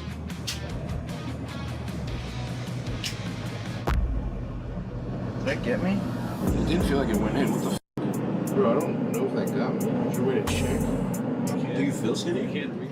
I want to crack this bitch open to see if it worked. I guess there's no medicine in here. I guess it got my ass. Would it be dripping on your belly like some cheese or something? That's kind of nuts that you can have a thing that stabs you and you're like, did it stab me? I didn't feel a stab. Excuse me? Dripping like on my belly. Or whatever. Alright, well, I guess it went in. Who knows? okay, folks, time for the weigh-in. I got to a good number last week after being sick. Holy f***. It's kind of f***ing wild. 293.4, that's not sustainable. But even though I triumphed over the temptations of New Orleans, I'm not sure if this week's results will be as positive. Fucking 291. That's 15 and a half pounds down from the beginning of the tour. Suck me. And 50 pounds down from my all-time high of 340 pounds last year at the start of season 2. But as the tour picks back up and we head towards Kansas City, where delicious fatty barbecue has been my undoing before, can I resist temptation? Can I stay on track? Oh, no, wait, that doesn't look good. I mean, it looks good, but it doesn't look good for the tour.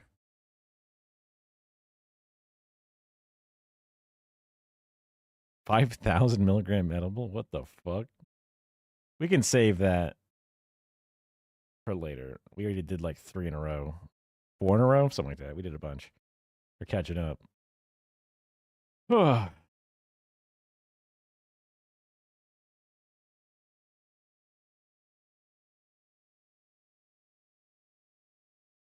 When 4chan users get a platform. Uh-oh. A lot of, like, 45 views. Interesting. They're serving things that are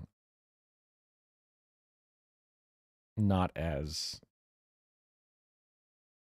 generically algo pumped.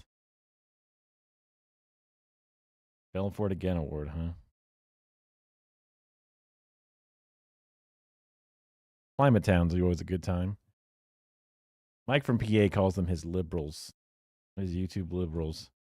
We're only losing about 2% instead of 64% on our network frames. Hopefully things have been smooth for you, Kara, but I guess it's hard to tell unless you're dead set, locked in on every possible pixel.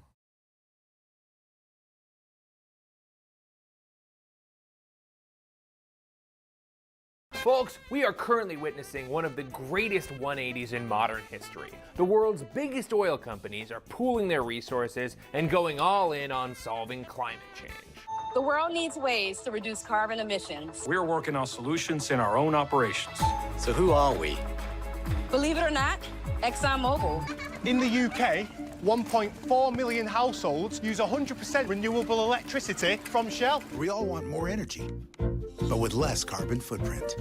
That's why at BP, we're working to make energy that's cleaner and better. Sure, in the past, they've dumped a bunch of oil in the world's oceans, and yeah, they've kind of covered up their own research about climate change, but now they are jackknifing away from climate denial and coming up with a ton of genuinely good solutions that should pull us out of this nose. Or the aura farming. Come on, that can't be the right word. See, oil companies have figured out that if they just spend a few $100 million on advertisements that make it look like they're working on climate solutions, they can buy themselves enough goodwill to keep quietly and profitably drilling for oil. As long as they're careful, they can imply these exciting new technologies are right around the corner, when in reality, they're not even close. But what that technology lacks in working, it makes up for in effectively delaying any kind of social or governmental opposition. And there's no better example of this than ExxonMobil's ad-fueled exploration of algae oil. Hi, I'm Raleigh Williams, a guy with a climate science and policy degree, and a therapist named Caleb, which should be illegal. And this is a video about ExxonMobil's green slime. Welcome to Climate Town.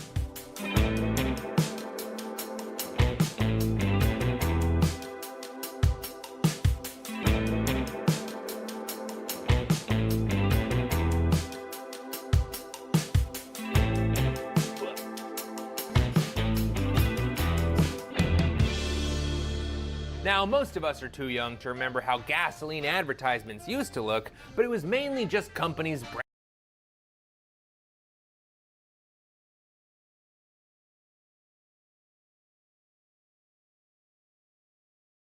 Little lady.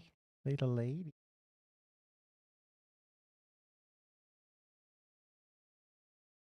Black beans. You okay? You nervous?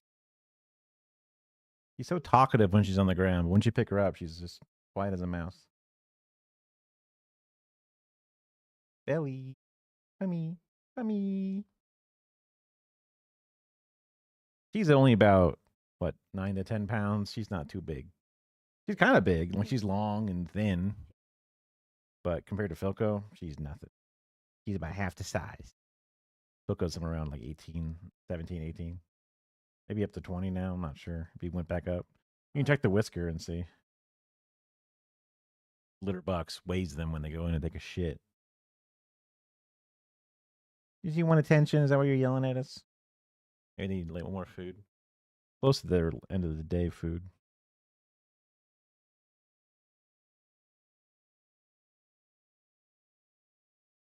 bragging about their new and exciting gas formula.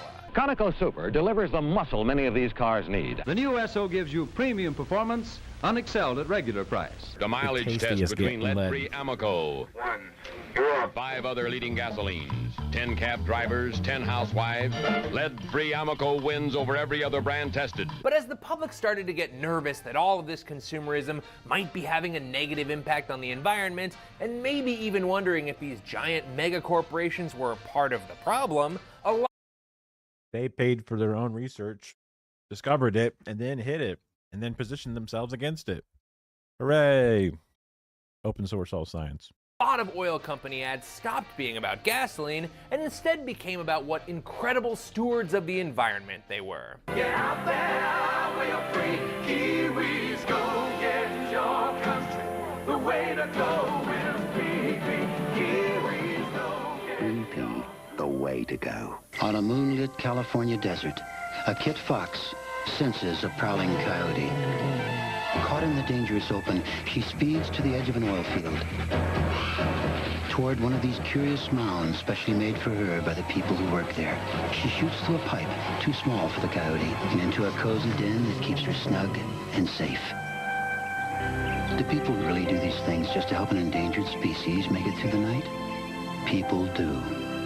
This is a real ad that Chevron really ran about what the fuck is happening here? They're building special pipes for foxes that coyotes can't get in? Wouldn't a tiny coyote slip right in, or a large fox be totally fucked and whatever? It doesn't matter. Just one of 1,000 sweaty examples of oil companies swearing up and down that their main job is to save the planet. And they have a tiny oil drilling hobby on the side.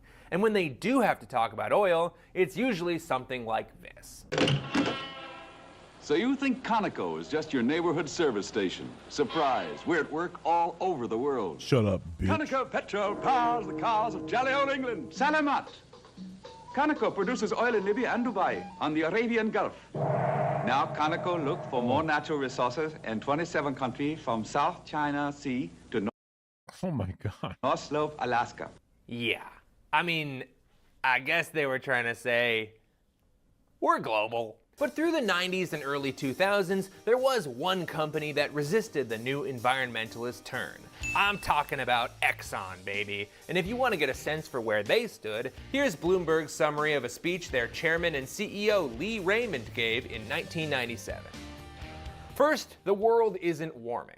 Second, even if it were, oil and gas wouldn't be the cause. Third, no one can predict the likely future temperature rise.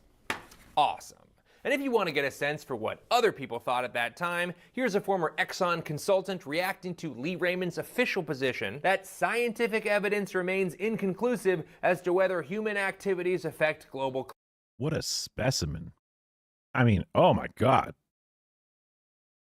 Ugly on the inside and the outside. Holy shit. Climate. I think it's outrageous that he would say such a thing because he has a world-class climate and carbon cycle research group in his own laboratory in Exxon Research and Engineering, he could pick up the phone and ask one of the people in that group if that statement is true, and they would tell him that it isn't. This person should never be the CEO of an energy company. So it's not exactly a shock that Exxon skipped doing the Fox pipe stuff and kept blasting out gas ads. Who has this new gasoline?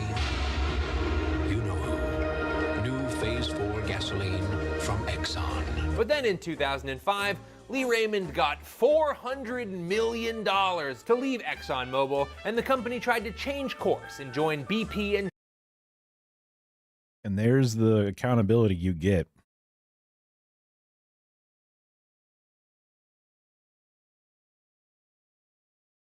Out of a corporation. Even if you build up enough pressure to say we hate this person enough, they get a golden parachute. Yeah. Shell and Chevron as companies that were still extracting and selling a shit ton of oil, but were also willing to admit that climate change was real. And Exxon got the chance to really swing for the reputational fences when bare-ass hippie liberal president George W. Bush from the Republican Party, I know I've done that before, but I think it's funny, so I did it again. Sorry about it. Anyway, George W. Bush made an important observation. And here we have a serious problem. America is addicted to oil, which is often imported from unstable parts of the world. God, applause, jump scare, Jesus Christ. Yeah, we make a shit ton of oil, but we export it. And then we import other oil because we don't feel like refining that oil. So we get the raw oil and we buy the processed oil. Basically is what I've from the reading. Wow, things really have changed, huh? Anyway, Bush's plan was to become less reliant on foreign oil by reducing our demand. Boo! And also getting America's fossil fuel companies to figure out how to generate oil from natural sources. Yay! Maybe. Do we know how to, can we do that? Well, yeah, we kind of can. We already make ethanol from corn and biodiesel from soy and other oils. Why couldn't these massive multi-billion-dollar oil companies figure out some new source that could produce a ton of fuel naturally? But what would that new source be?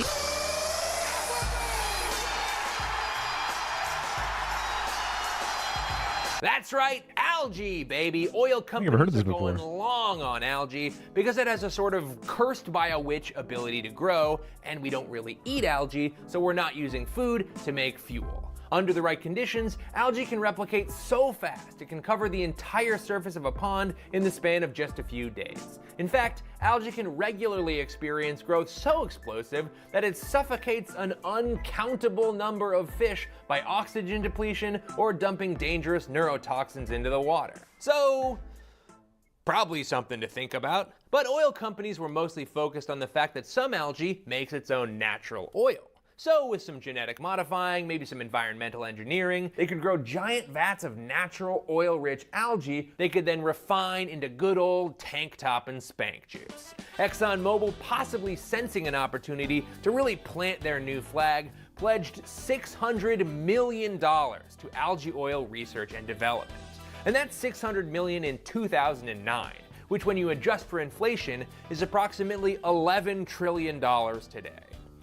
Okay, it's not trillions, but it was quite a lot, especially when you consider the fact that it was one of these classic side projects that had basically nothing to do with their extremely profitable regular oil business. And you don't have to take my word for it, the vice president in charge of research and development at Exxon was not optimistic about the project. He questioned their ability to scale and noted a timeline. Yeah, because the ocean is huge. It's kind of how it made sense after I thought about it for a while. Because it's like, wait, really? And it's like, oh, okay, got it. That makes sense. Yeah. Of at least 5 to 10 years, and that's if they can get it to work at all. So naturally, you'd expect these guys to be pretty conservative with how they talk about algae, right? ExxonMobil and Synthetic Genomics have built a new facility to identify the most productive strains of algae. Algae are amazing little critters. They secrete oil, which we could turn into biofuels. They also absorb CO2. We're hoping to supplement the fuels that we use in our vehicles, and to do this at a large enough scale to someday help meet the world's energy demands. That's right, with exactly 0 actual fuel made, Exxon is already running algae biofuel ads. And they're pretty careful to couch everything with, we could turn it into biofuels, and someday meet the world's energy demands, but this is basically the equivalent of buying a single lottery ticket and then bragging about what an incredible philanthropist you are because you're gonna be donating millions of dollars as soon as your lottery winnings come in. And if you look real close at that algae lab in the commercial, I don't think that's a real lab. I think that might be some computer stuff. But as the results of algae oil disappointed scientists year after year, a lot of the other big oil companies shut down their algae research. BP, Chevron, and Shell dropped their programs after it became clear that algae oil was not a commercially viable proposition for them. But not Exxon. They must have been having incredible scientific breakthroughs, and success was right on the horizon. Oh dang, no. In 2013, Exxon's algae oil plan was going so badly that they had to literally go back to the drawing board with the research. But it's always darkest before the dawn. See, Exxon was the fox of hope, being chased by the coyote of reality. And fate was about to build them a grade A Fox pipe. Because in 2017, they dropped a new ad, a different ad, an ad with actual numbers in it. Folks, I think they did it. We just accomplished a very important milestone. We'll learn how to improve the fat content of algae. We have gone from 20% fat in the algae to about 40%. What the hell? They got the like rewinding forward speed ramping. Fat in the algae. Oh, okay. In 2017, Exxon announced they made the first step in their algae biofuel. You know, it's one step, 8 years. Okay, you know what? They figured out how to double the naturally occurring fat in the algae. That's enough to launch a complete onslaught of algae biofuel advertisements. I don't know that rhyme or whatever that is. Advertisements.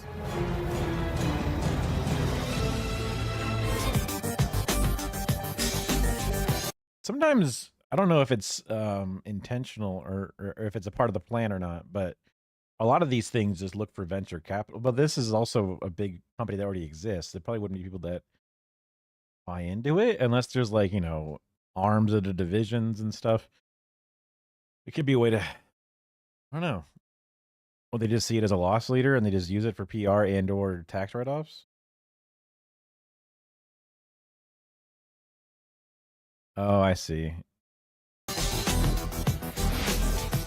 By 2025, ExxonMobil is aiming to have the technical ability to produce over 10,000 barrels of algae-based biofuel per day.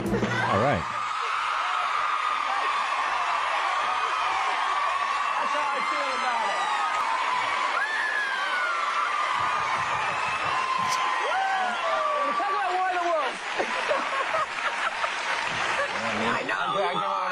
There's no way there's not HD. Oprah looks terrified. Imagine being so famous that you can wrestle Oprah on her own show and get away with it. Amazing job, Tom Cruise. Never change. But you may be wondering, was algae oil now in any way a viable fuel source?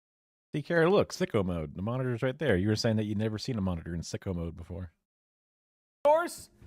No, not even fucking close to close. At the time, they would have needed $5 billion, almost 10 times their promised investment, just to build the facility that could produce the algae oil quantity they were promising. And remember, that's $5 billion for 10,000 barrels of algae oil, which is equivalent to 0.2% of Exxon's current production. And also, listen to that wording. ExxonMobil is aiming to have the technical ability to produce over 10,000 barrels of algae.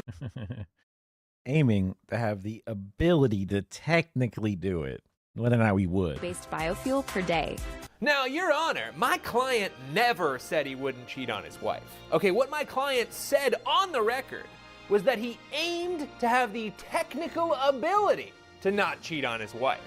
And we live in America, okay? This is not a kangaroo court. This is the US of A. And if a man can't cheat on his wife after not explicitly saying he wouldn't cheat on his wife in this country, where is he gonna cheat on his wife?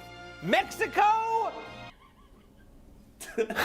Anyway, over the next few years, Exxon spent $68 million pushing ads about their amazing algae, which ended up getting something like 3.7 billion impressions.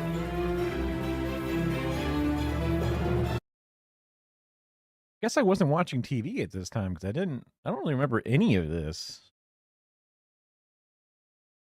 I'm one of those billion that didn't get impressed.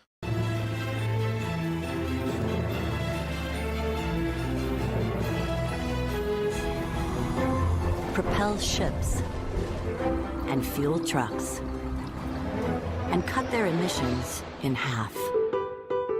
How do you get the fuel out of the algae? Normal algae strains don't make enough fat for us to get fuel out of. Having research partners outside of ExxonMobil is actually really enlightening. We bring to the table the perspective of scale up, we have to go big.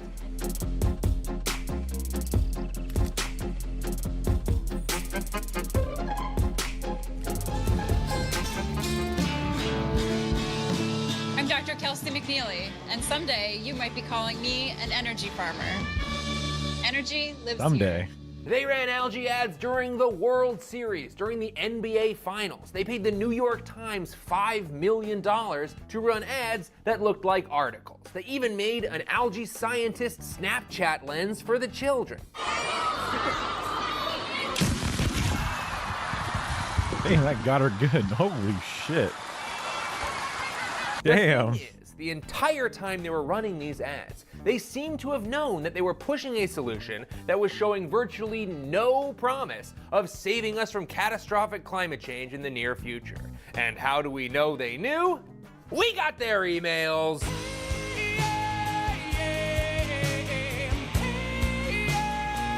Oh yeah, Hillary Clinton. We're talking about emails again.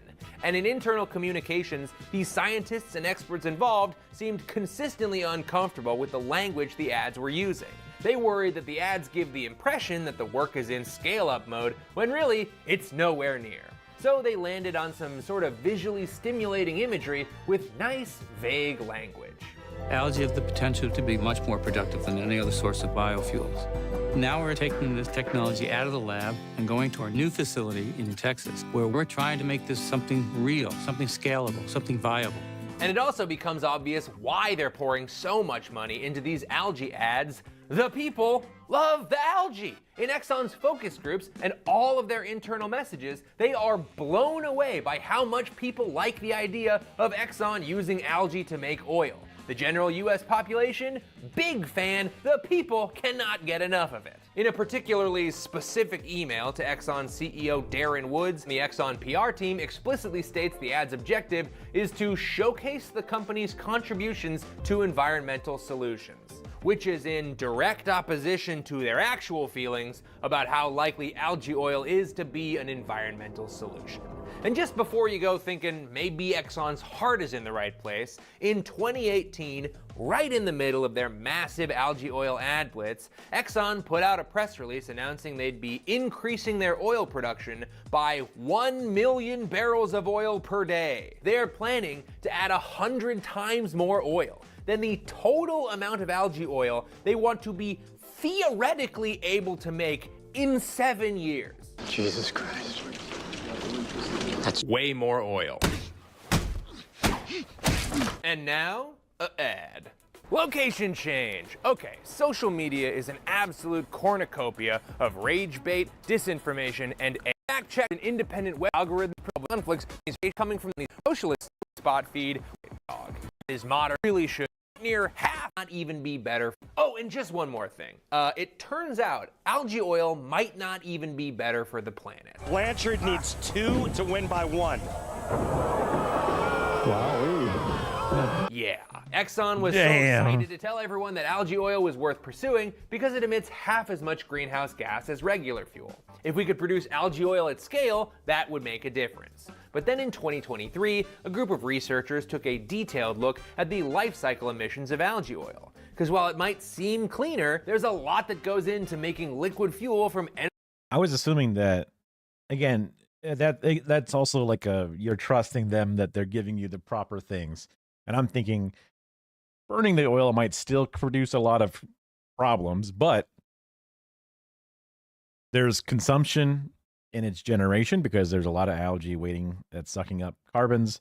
And then there's also the extraction and refinement of this might be significantly less than going out and drilling into the earth and dredging up all of this stuff and then refining it and then eventually creating gasoline that then burns and creates problems, right? So I'm thinking that, like, well, even if the eventual fuel makes a very similar smoke or whatever, this process from start to finish would end up having a smaller footprint by half.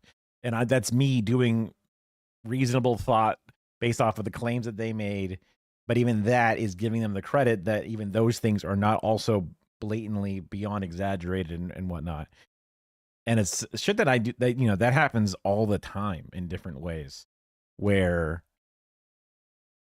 you do lifting for somebody else in your head, giving them credit that they don't deserve sometimes, depending on what it is. Energy farming, lazy. Like if you just watch a big portion of Fox News and if you're not ready to disarm it, you can get fucked up by that a lot. Rivers full of pond scum. And these researchers found that algae oil in its current state might actually be more carbon intensive than regular old diesel. According to one of the lead authors, Tom Bradley, microalgae-derived biofuel cannot outperform conventional diesel without a significant breakthrough. But this is Exxon we're talking about. They're one of the most powerful energy companies in the world. Look at that. Just an entire zip code of destructive, terrible, like all this money in investment to just make the planet worse. All of this land resource and materials. Western Hemisphere. They have an incredible plan to ensure that their algae is 100% emission-free. They shut down the entire program. So, technically.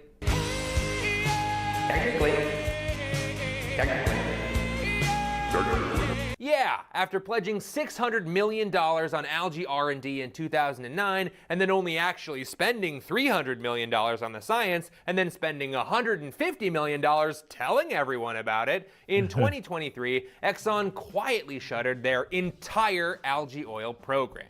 The algae company they were working with filed for bankruptcy in 2025, and the only traces of Exxon's algae projects are the ads that are still available online and the vague sense from millions of Americans who saw those ads that Exxon was using like green slime to grease up windmills or something. I don't know, something eco-friendly.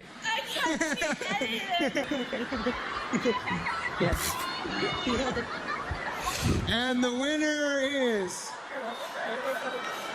Precious. And to top it all off, in the decade plus that they worked on algae research, they never produced any commercially available algae oil. This woman must be devastated.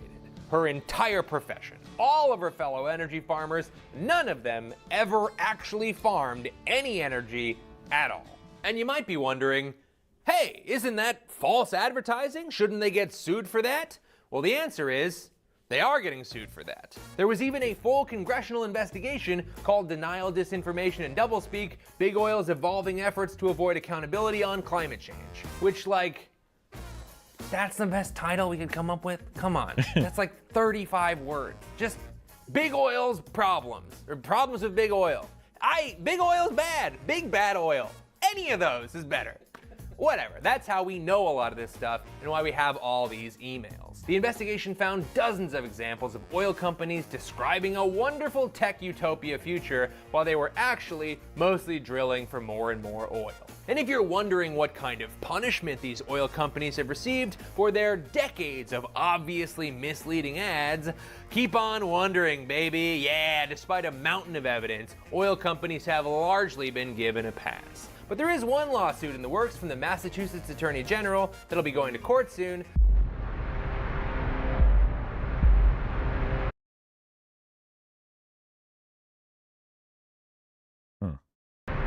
So we'll see what happens. But in the meantime, what are we gonna do about it? Well, it seems like oil companies aren't gonna change. Also, that type of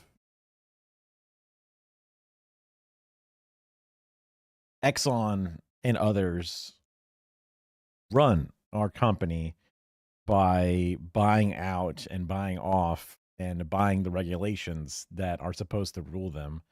We are democracy ruled by capitalism, and we are not a democracy that rules capitalism.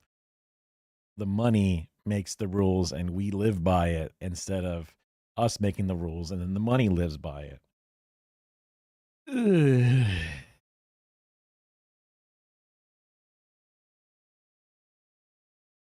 Every time these big companies are given, like, the fuel industry is such a huge, important element of almost every country.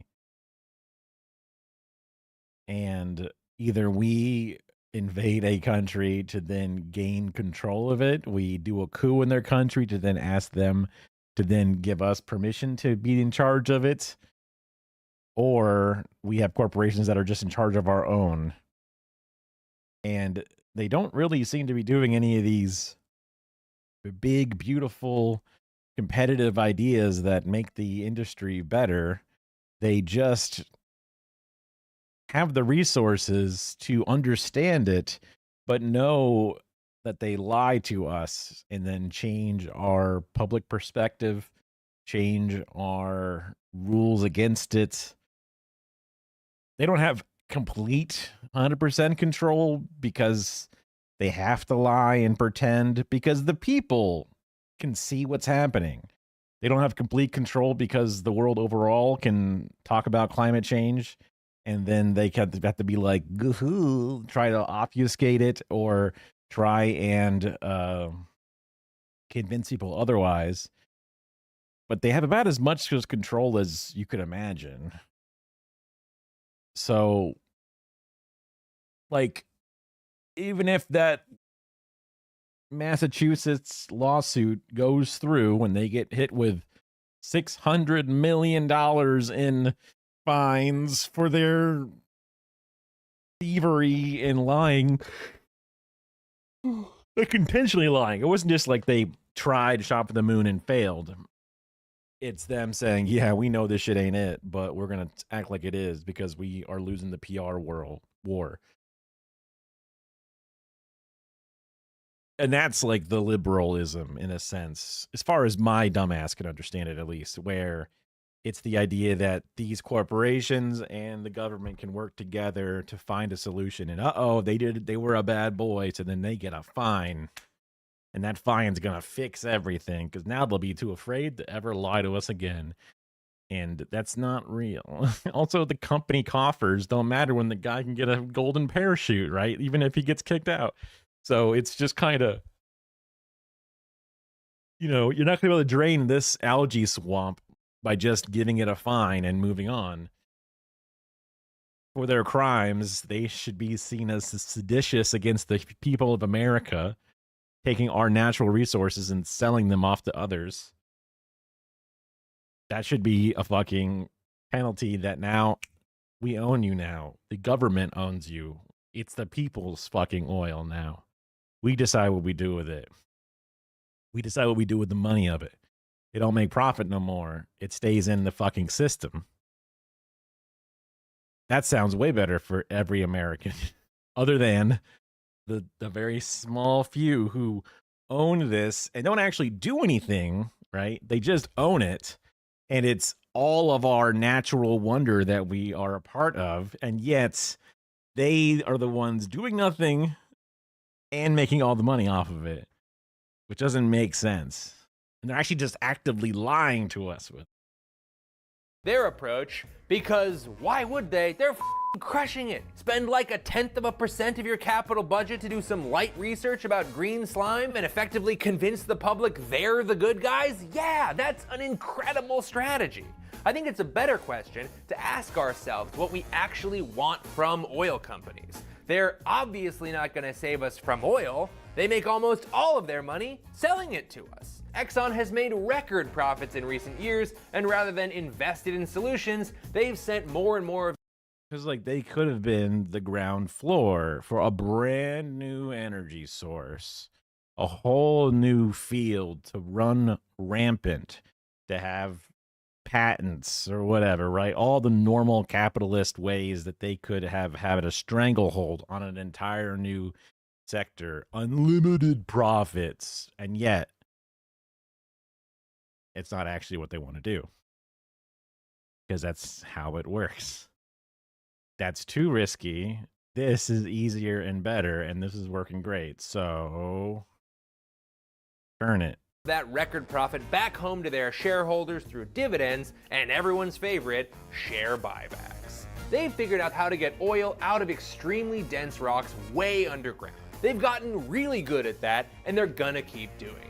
Where they've really gotten into our heads is convincing us that because they're good at getting oil out of the ground, they're automatically also good at solving the problems that fossil fuels created and innovating a bunch of new clean energy technology. Take Godzilla, for example.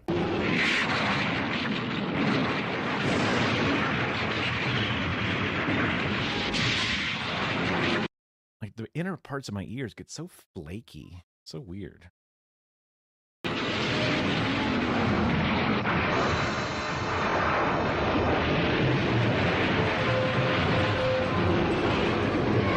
Wow, that guy is incredible at destroying buildings. But does being a gigantic monster automatically also make him good at cleaning up cities? Or maybe he'll promise to go to architecture school so he can eventually design new, less destructible buildings. Or maybe he'll just continue tearing ass through major metropolitan areas because why would he change? He's Godzilla! So I guess the takeaway here is that these dudes are probably going to be reacting to climate solutions, not creating them. We keep waiting for these guys to rise up as our unlikely ally, but how many times are we going to be surprised when they end up stabbing us in the back? This is Gollum we're talking about. They're Scar, they're Fredo from Godfather, they're Littlefinger from Game of Thrones. Why are we trusting this guy? Look at his face! That's not a trustworthy face! He talks like this. Why are we trusting a guy who talks like this?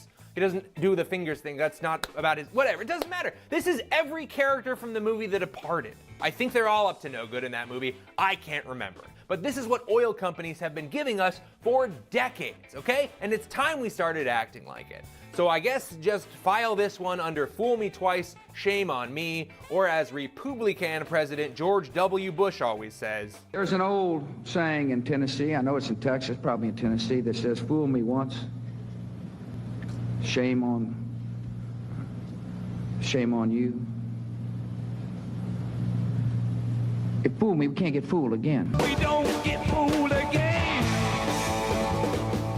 And that's the end of the episode. Thank you so much for watching, and special thanks to Amy Westervelt, Sarah Chow, and Dr. Robert Brule for their help and guidance on this episode. We paid to send the three of them down to Benihana together, and I hear they're having the time of their lives. Pro tip, if you wear a hat to Benihana's, the chef will throw a shrimp into it. You've been warned. And also, if you liked watching this video, consider joining our Patreon page. Support from our Is that? I don't believe that they did that. patrons is truly the backbone of the channel, and it allows us to make videos like this without bowing down to shareholders or investors or really anyone at all. No one can tell us what to say, and that's good mostly. Plus, if you're a patron, you get access to behind-the-scenes clips, Oh yeah, I need to find my deflector so I can take pictures, headshots of Richie. I know I have it around here somewhere. monthly town halls, and Here's my even trunk. the phone number to the Climate Town landline, a real phone you can actually call. I will What, Benihana's? It's just a hibachi buffet. answer it, and we'll have a nice little talk. Or we'll have a fight, whatever you want. I'm a yes and kind of guy. Okay, I actually have a favor to ask of you, dear Climate Town viewer. A lot of people seem to have watched these videos over the years, and we'd kind of like to know if anyone is doing anything differently as a result of having watched them. So we made a survey to help us figure out if and how these episodes have affected how anyone out there interacts with the world. Maybe you've electrified your appliances, or gone to a community board meeting, even changed careers, that kind of thing. And this isn't a cry for help, we're not having an existential crisis, we're just genuinely curious, and this information could be helpful as we apply for funding or otherwise work to keep Climatetown independent. So if you have a minute to spare, please consider checking out the link in the description to fill out the survey. We super appreciate it, and we'll even be raffling off some Climatetown merchandise as a thank you. But maybe you'd like to see these videos, except live and on stage. Well, you're in luck, because we're coming back to San Francisco Sketchfest Wednesday, January 21st. But we wanted to let you know now in case somebody asks you if you're busy and you're in the Bay Area on Wednesday, January 21st, because if you want to come to our show, the answer is yes, you are busy. We also have a climate comedy podcast called The Climate Deniers Playbook that I host with Daily Show writer and my childhood best friend, Nicole Conlon.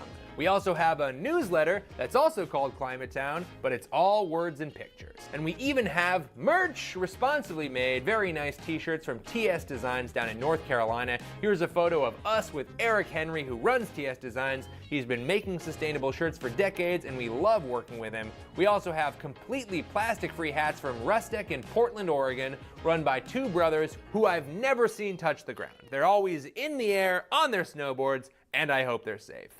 That's the actual end of the episode. Thanks so much for watching this far. Okay. Okay.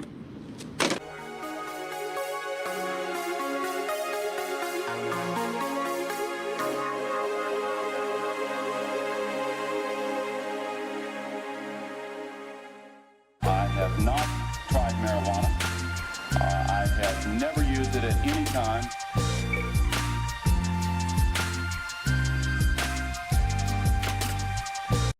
I like their videos. They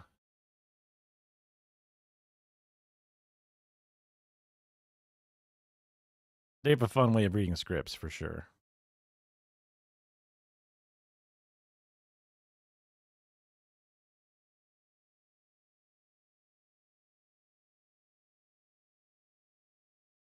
Just thinking about how just like with a lot of things, there's so much harm that's done with the system that exists as it is, where if it just stopped, it would be so much better for everybody. And the ways that you could do that,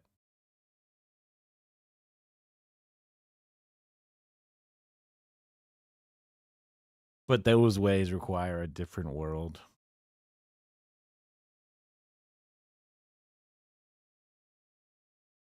Interesting. I mean, theoretically, the electoral path gets you there eventually. Does it get you there fast enough? Probably not. But you're not going to get there any other way, as far as I can tell. The problems are too big. Huh. 3.4% dropped frames. Maybe we should take a look at my Twitch inspector. Maybe. Huh.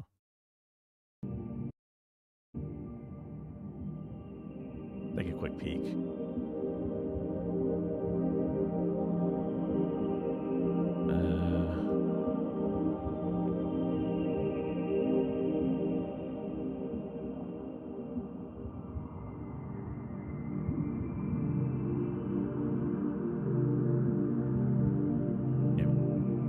Even after hitting refresh, I still got 3 fucking things? Bruh.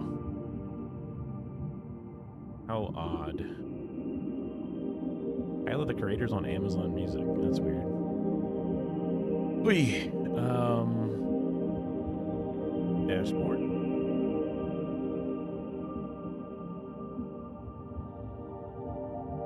Oh, manager.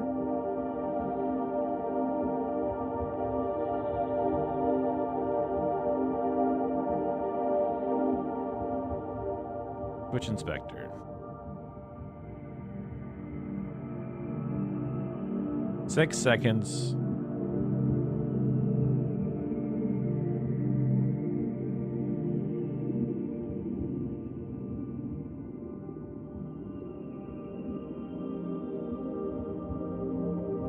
Yeah, I have a capped off upload rate, it seems.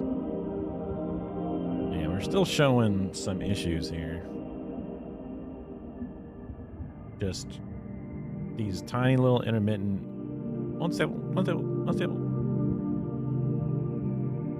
Some patches where nothing happened, some patches where a shit ton happens. We had some internet outage for like over a day, almost. I think it was like 15 hours.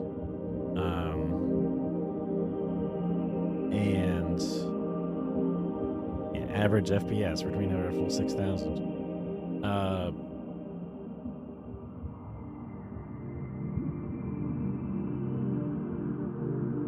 was hoping that repair could have made things better, but H.264, I don't know if there's a way to change that.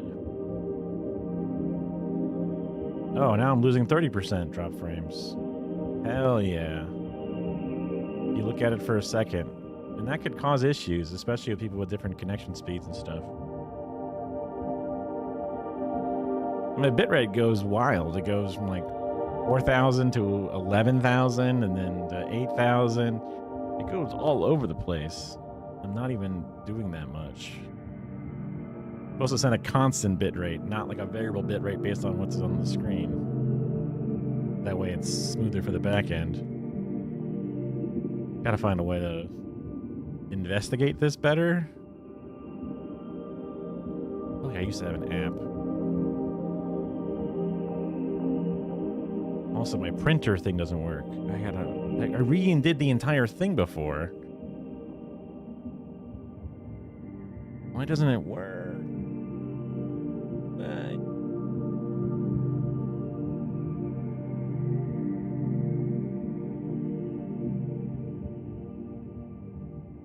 I have to just message.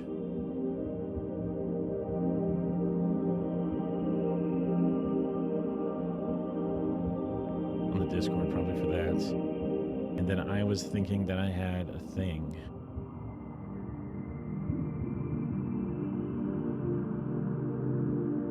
An application maybe?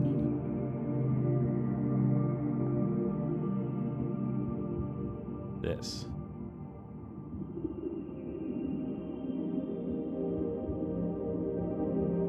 No host specified. Options.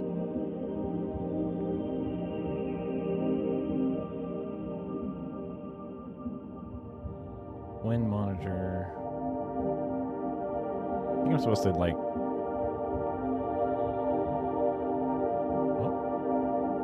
I think I'm supposed to like put in a server or something in there. I don't know.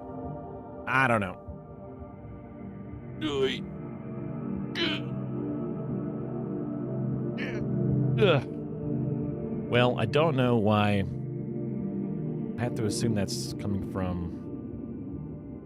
I guess I could try not doing a YouTube side of the stream and see if that somehow miraculously fixes it. Because right now I'm losing 42% of my frames, which is way too many percentages of my frames to drop. Hey. Well, we did a little over 4 hours. I probably should call it a night here. So, might have a new viewer, third viewer, I think, since I last checked. Anyway. If you would love to come back again, I'll be back on tomorrow. Drop a follow. We got our. Well, we can do the ad thing real fast. Oh, that's the wrong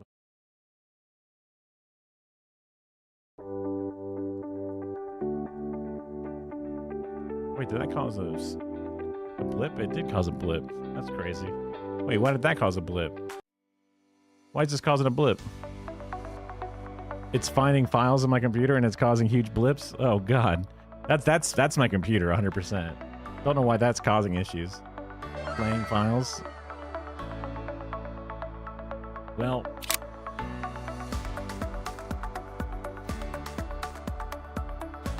who doesn't love some nice D fuel?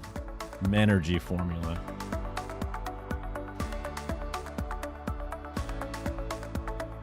You can use promo code SCAM. And maybe you can come back tomorrow. Or maybe not. my frame rate is dropping like inspecting. Why would this cause issues? Here, let's try. Okay, so instead of air up, you can use give up. Just give up. Code. Literally lying. Did that also brick my frames? Clown news, anybody? Maybe? I think it's whenever it loads the song, I think it drops like a huge 15. Yeah, I'm losing some frames here. And I can see that little like icon show up for a bad connection. I don't recall this having an issue before. I guess my green screen thing is turned on, but that's not a big deal usually.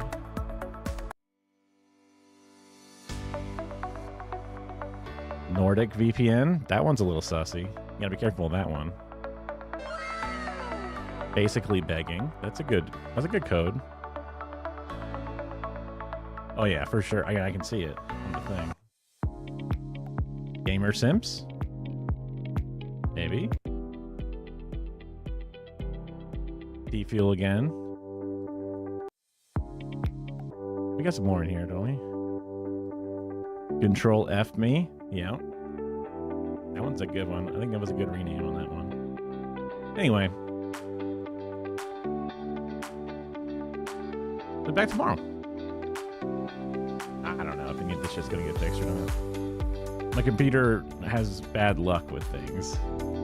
Did a fucking restart and the thing explodes and my monitor dies permanently, so I'll probably not have everything fall apart by tomorrow. Okie dokies. Right. That's this monitor. Bye-bye.